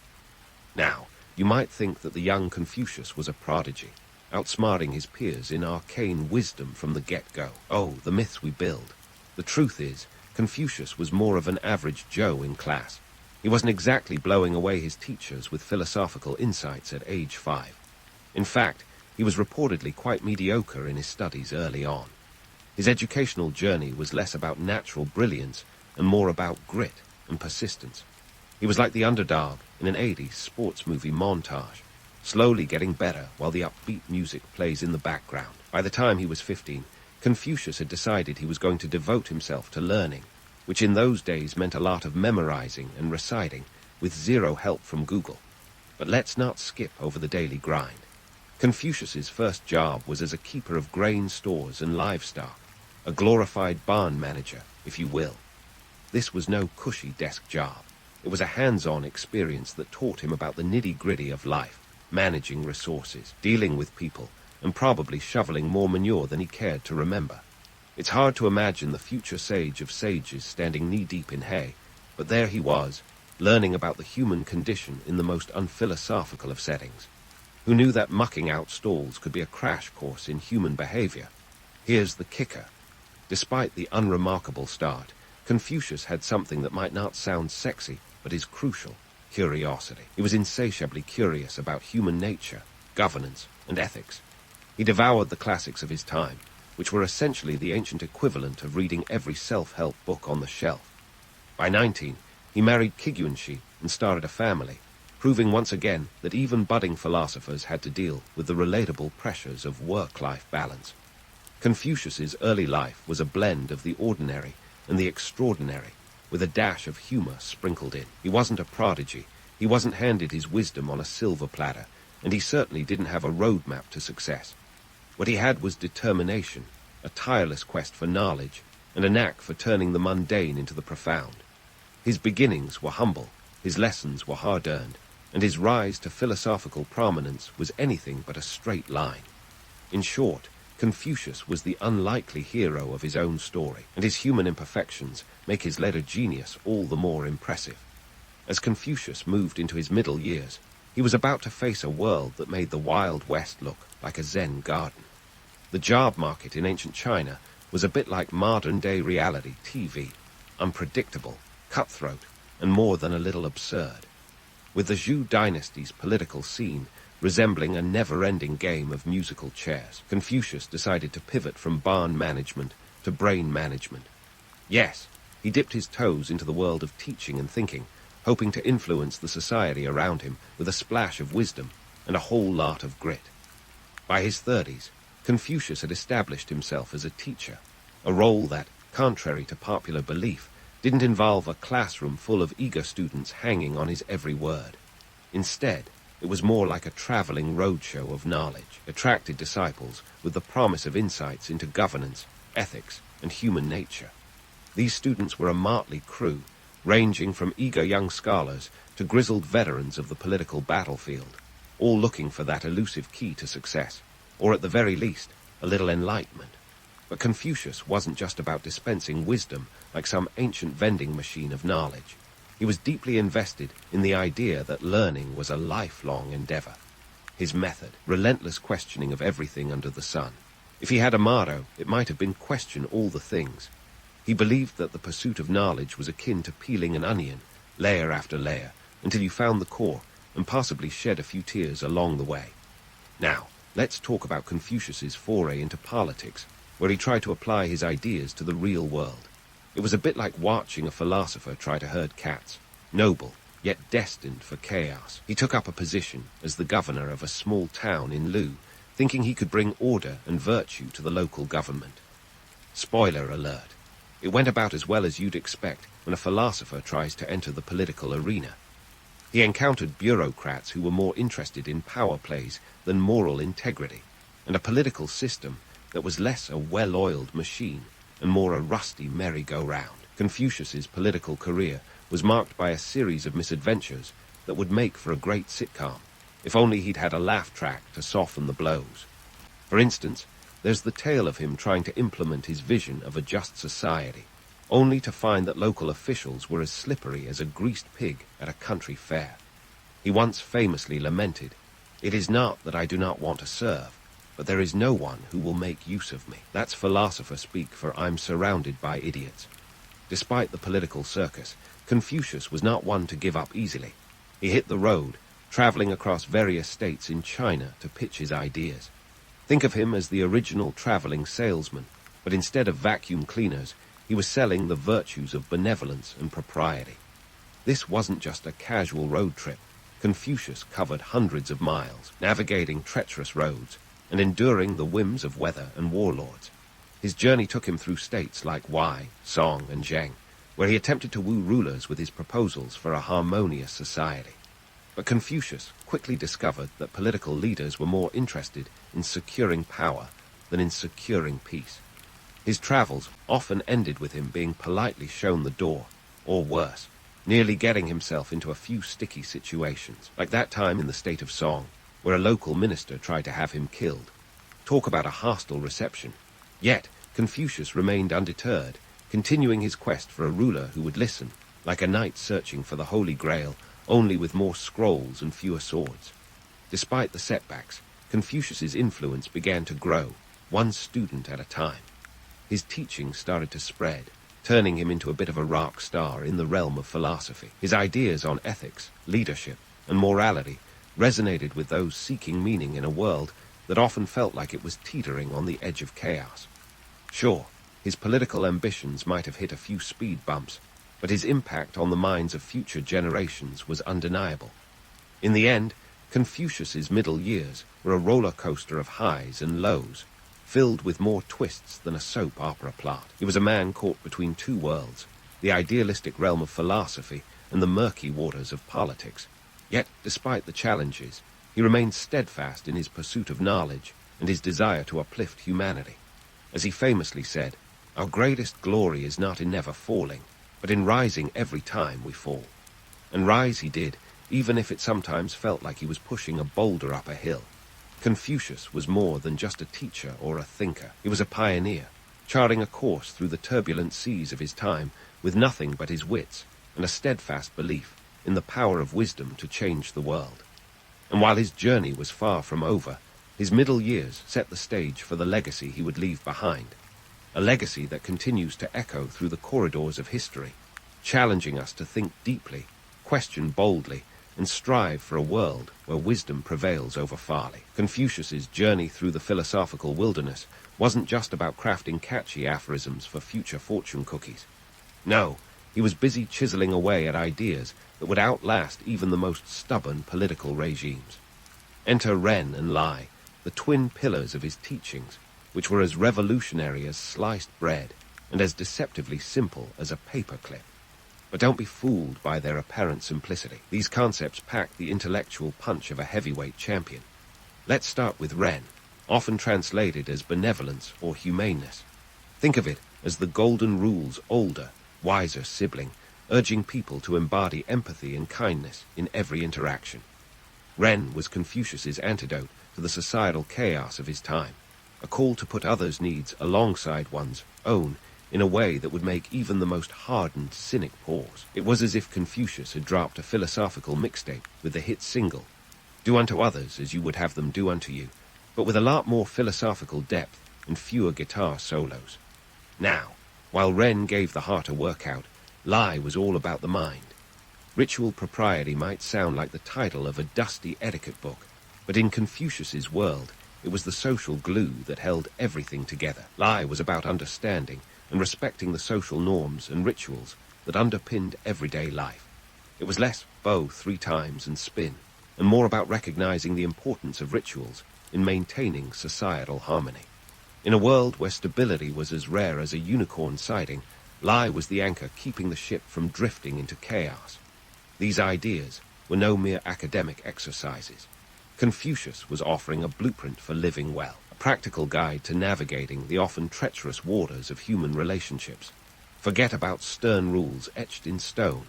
Confucius was more like the original self-help guru, giving advice that was shockingly pragmatic for a man who spent his days pondering the mysteries of life. He understood that people weren't perfect, and neither were their leaders, but that didn't mean they couldn't strive to be better. Critics might say Confucius was all about strict codes and unyielding hierarchies, but that's a bit like saying a bookcase is just a collection of wood. The truth is, Confucius was less about enforcing rules and more about encouraging a deeper understanding of why those rules mattered in the first place. He saw Ren and Lai as tools for cultivating virtue, not as chains to bind people to outdated customs. It was a bit like giving society a moral compass and then letting them figure out how to use it to navigate their own paths. To give a concrete example, Confucius didn't just preach Ren and Lai, he lived them. His interactions with his disciples were imbued with these values, creating an environment where learning was as much about personal growth as it was about rote memorization. He famously said, "Is it not a pleasure, having learned something, to try it out at due intervals?" It's the ancient equivalent of saying that knowledge is most valuable when it's put to the test in real life, not just stored away in the dusty corners of one's mind. Confucius's ideas were like seeds scattered across the fertile soil of his disciples' minds. Some took root and flourished, while others lay dormant, waiting for the right conditions to sprout. His teachings were revolutionary precisely because they offered a way to cultivate personal and social harmony in a world where such things were often in short supply. And yet, the beauty of Confucius's philosophy lay in its humility. It recognized that the path to wisdom wasn't a sprint, but a marathon, with plenty of room for missteps and course corrections along the way. The economic backdrop to all this philosophical musings was as rocky as the terrain Confucius traveled. The Zhou dynasty's waning years were marked by fragmentation and feuding states, each with its own brand of chaos. The average citizen was less concerned with abstract concepts of virtue and more worried about where their next meal was coming from. Confucius's teachings sought to address these concerns, offering a vision of a society where leaders governed with moral integrity and citizens lived in harmony, rather than in a constant state of survival. But let's not paint too rosy a picture. Confucius wasn't some wide-eyed idealist oblivious to the harsh realities of his time. He was acutely aware that the path to a virtuous society was fraught with challenges. His teachings were as much about navigating the murky waters of human ambition, and farly as they were about aspiring to higher ideals. Confucius knew that people were complex creatures, capable of both great good and profound folly. His teachings didn't ignore these complexities. They embraced them, offering a framework for understanding and improving the human condition. And yet, for all their wisdom, Confucius's ideas were not immediately embraced. It would take centuries for his teachings to be fully appreciated, long after his death in 479 BCE. In the interim, his followers continued to spread his message, like philosophical Johnny Appleseeds, sowing the seeds of Ren and lie across the land. They were the original influencers, sharing Confucius's vision of a society where empathy and propriety reigned supreme. The myths that have grown around Confucius often obscure the man behind the legend. Was he a stern taskmaster, obsessed with rules and decorum? Hardly. The reality is much more nuanced. Confucius was a thinker who understood the power of ideas to shape society, yet he was also a pragmatist, fully aware of the world's imperfections. He was a philosopher who dared to dream of a better world while keeping both feet firmly planted in the present. In the end, Confucius's teachings were about more than just lofty ideals or pithy sayings. They were a call to action, an invitation to engage with the world in a meaningful way. His vision of Ren and Lai offered a roadmap for personal and societal transformation, one that remains as relevant today as it was over 2 millennia ago. While the world has changed in countless ways since Confucius walked the earth, the core of his teachings, a commitment to empathy, understanding, and respect, continues to resonate, offering a timeless guide for anyone seeking to navigate the complexities of human existence. And so, Confucius's legacy endures, a testament to the enduring power of ideas to transcend time and space. His teachings challenge us to look beyond the surface, to question our assumptions, and to strive for a world where wisdom and virtue are not just ideals, but lived realities. As we delve further into Confucius's life and legacy, we'll uncover more about how his ideas continue to evolve and influence generations, shaping the course of history in ways both profound and unexpected. But that's a story for another day, as we continue to unravel the life and times of this remarkable philosopher. With Confucius's death in 479 BCE, his ideas were far from being entombed with him. Instead, they began an epic posthumous journey, spreading like philosophical wildfire across China and eventually the globe. It was the ultimate comeback story. Confucius became the rock star of ancient philosophy, with his teachings going platinum in intellectual circles. But how did this happen? What transformed his musings into the bedrock of Chinese culture, and how did they morph into a political tool wielded by dynasties like a philosopher's sword? Enter Confucius's disciples, the original hype men of his day. These enthusiastic followers were like the street team of a fledgling band, spreading his ideas far and wide. They compiled his sayings and teachings into the Analects, a text that would become the Confucian Bible. These guys were so dedicated, they made the Energizer Bunny look lazy. They traveled from court to court, from Lu to Kai and beyond, promoting Confucius's vision of a harmonious society. Thanks to them, Confucianism was the ancient equivalent of going viral, long before TikTok ever entered the scene.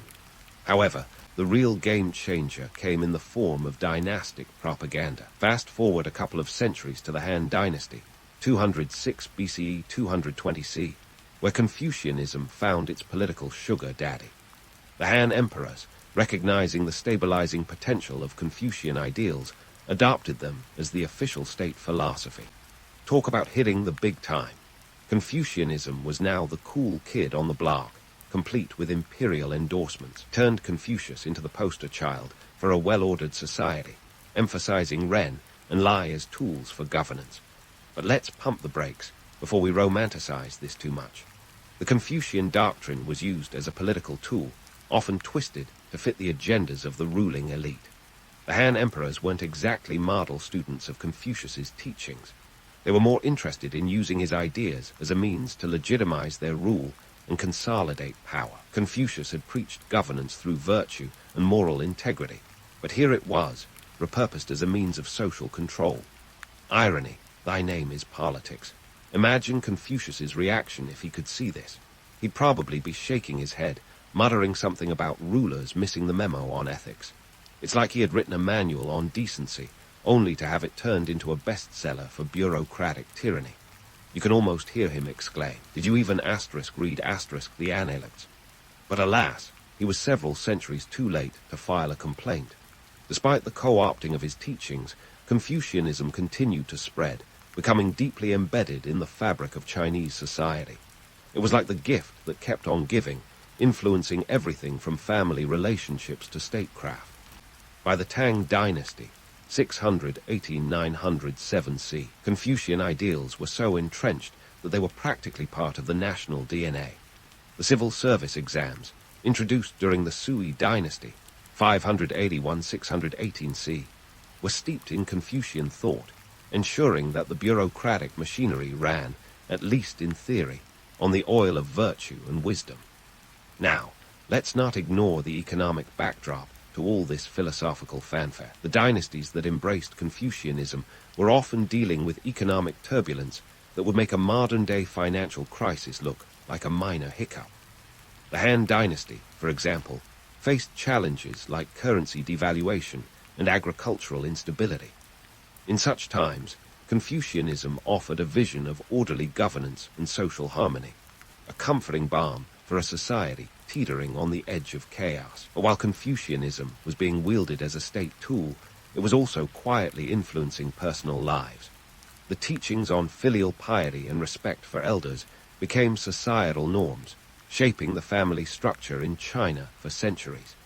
Confucianism was like the ultimate life coach, offering guidance on how to navigate the complexities of human relationships.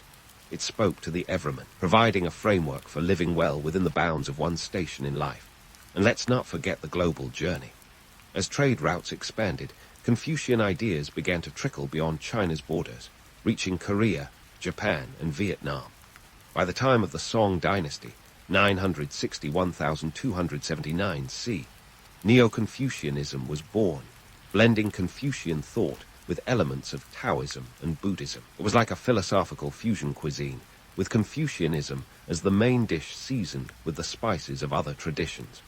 Yet, the myth of Confucius as the unyielding sage persisted, overshadowing the man who understood the complexities of human nature. He was pegged as a stickler for rules, while his teachings were about the spirit of the law rather than its letter.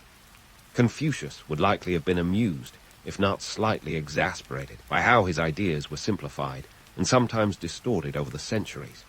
Despite these simplifications, Confucius's teachings have a timeless quality that continues to resonate. They speak to the universal human experience, addressing the same issues we grapple with today: ethics, governance, relationships. It's a testament to their enduring relevance that even in a world of smartphones and social media, Confucius's words still echo with wisdom. So, as we delve deeper into the impact of Confucius's teachings, remember that his legacy is more than just a collection of aphorisms. It's a living tradition, one that has adapted and evolved over millennia while retaining its core message of empathy and propriety. Confucius may have been co-opted by rulers who missed the point, but his ideas have outlasted empires, proving that the pen, or the brush, in this case, is mightier than the sword. And as we continue this exploration, let's keep in mind that the story of Confucius is far from over. It's a narrative still unfolding, with countless lessons yet to be learned. And so, in this modern age of tech-savvy wisdom seekers, Confucius finds himself an unlikely social media sensation. That's right, the sage whose teachings once guided emperors is now the face of countless memes, offering pithy wisdom with the help of a quirky font and a well-chosen backdrop. How did this ancient thinker manage to slide into our digital DMs, dispensing advice alongside cat videos and viral challenges? Well, it turns out that the universal truths Confucius championed are like a fine wine. They only get better with age. Confucius's teachings, particularly on relationships and social harmony, hit home even today. While we may not be worrying about the intricacies of Zhou dynasty court politics, we are certainly navigating our own complex social landscapes. His emphasis on Ren, that classic call for empathy and benevolence, remains as relevant as ever. Whether it's a reminder to tip your barista or a nudge to check in on a friend, the principle of treating others with kindness is timeless. The appeal of a Confucian meme lies in its ability to distill centuries of thought into a bite-sized reflection that feels refreshingly applicable, even when our biggest governance crisis is a group chat gone rogue. Let's not forget Lie, which, while it might sound a bit like the societal equivalent of a dusty rulebook, is more about understanding the rhythm of social interactions.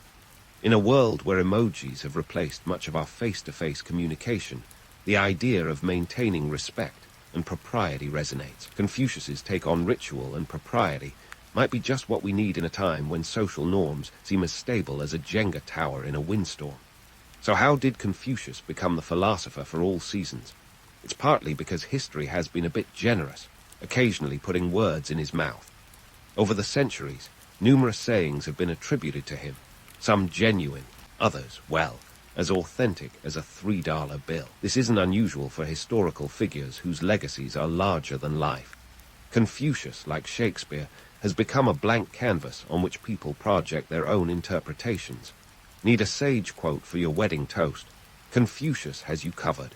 Looking for an ancient endorsement of your minimalist lifestyle? Confucius is your guy. Yet, beneath this memified surface lies a deeper reason for Confucius's enduring relevance. His teachings address the core of human nature. His insights into ethics, leadership, and personal development are a testament to his keen understanding of the human condition. Confucius wasn't just pontificating from an ivory tower. He was engaging with the messy, unpredictable reality of human life. His emphasis on continuous learning and self-improvement speaks to the eternal struggle to be better today than we were yesterday, a struggle that's as real now as it was 500 years ago. But why do these teachings resonate in a world so vastly different from Confucius's own? Perhaps it's because they offer a counterbalance to the chaos of modern life. In an era of rapid technological advancement and constant information overload, the simplicity and clarity of Confucian thought can be incredibly comforting.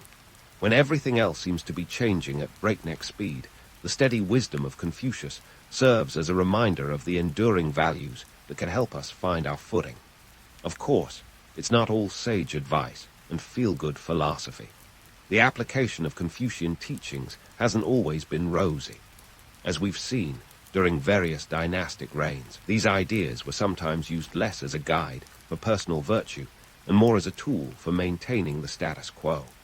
Confucianism has been wielded as a means of social control, with the rhetoric of harmony occasionally masking the realities of repression. This duality highlights the complexity of Confucius's legacy, a beacon of ethical guidance, yet also a tool in the hands of those who would twist its meaning to suit their purposes. Despite this, Confucius's ideas have shown an incredible capacity to adapt and evolve. They've been reinterpreted and recontextualized through centuries of cultural and political change, from the Tang dynasty's bureaucratic exams to modern corporate leadership seminars. His teachings have been the subject of countless scholarly debates, yet they continue to offer fresh insights to each new generation willing to engage with them. In a world of fleeting trends and disposable content, Confucius stands as a reminder of the value of enduring wisdom. His teachings offer a framework for thinking deeply about what it means to live a good life and how to foster meaningful relationships. They challenge us to look beyond the surface, to question our assumptions, and to strive for a world where wisdom and virtue are not just ideals, but lived realities. So, the next time you spot a Confucius meme while scrolling through your feed, remember that behind that quip is a rich tapestry of thought that has shaped cultures and philosophies for millennia. As we continue to navigate the complexities of the modern world, perhaps the greatest tribute we can pay to Confucius is not just to quote him, but to live by the principles he championed, principles that remind us of the power of empathy, the importance of understanding, and the enduring quest for wisdom. And truly, in a world that often feels like it's moving too fast, that might be the most revolutionary idea of all.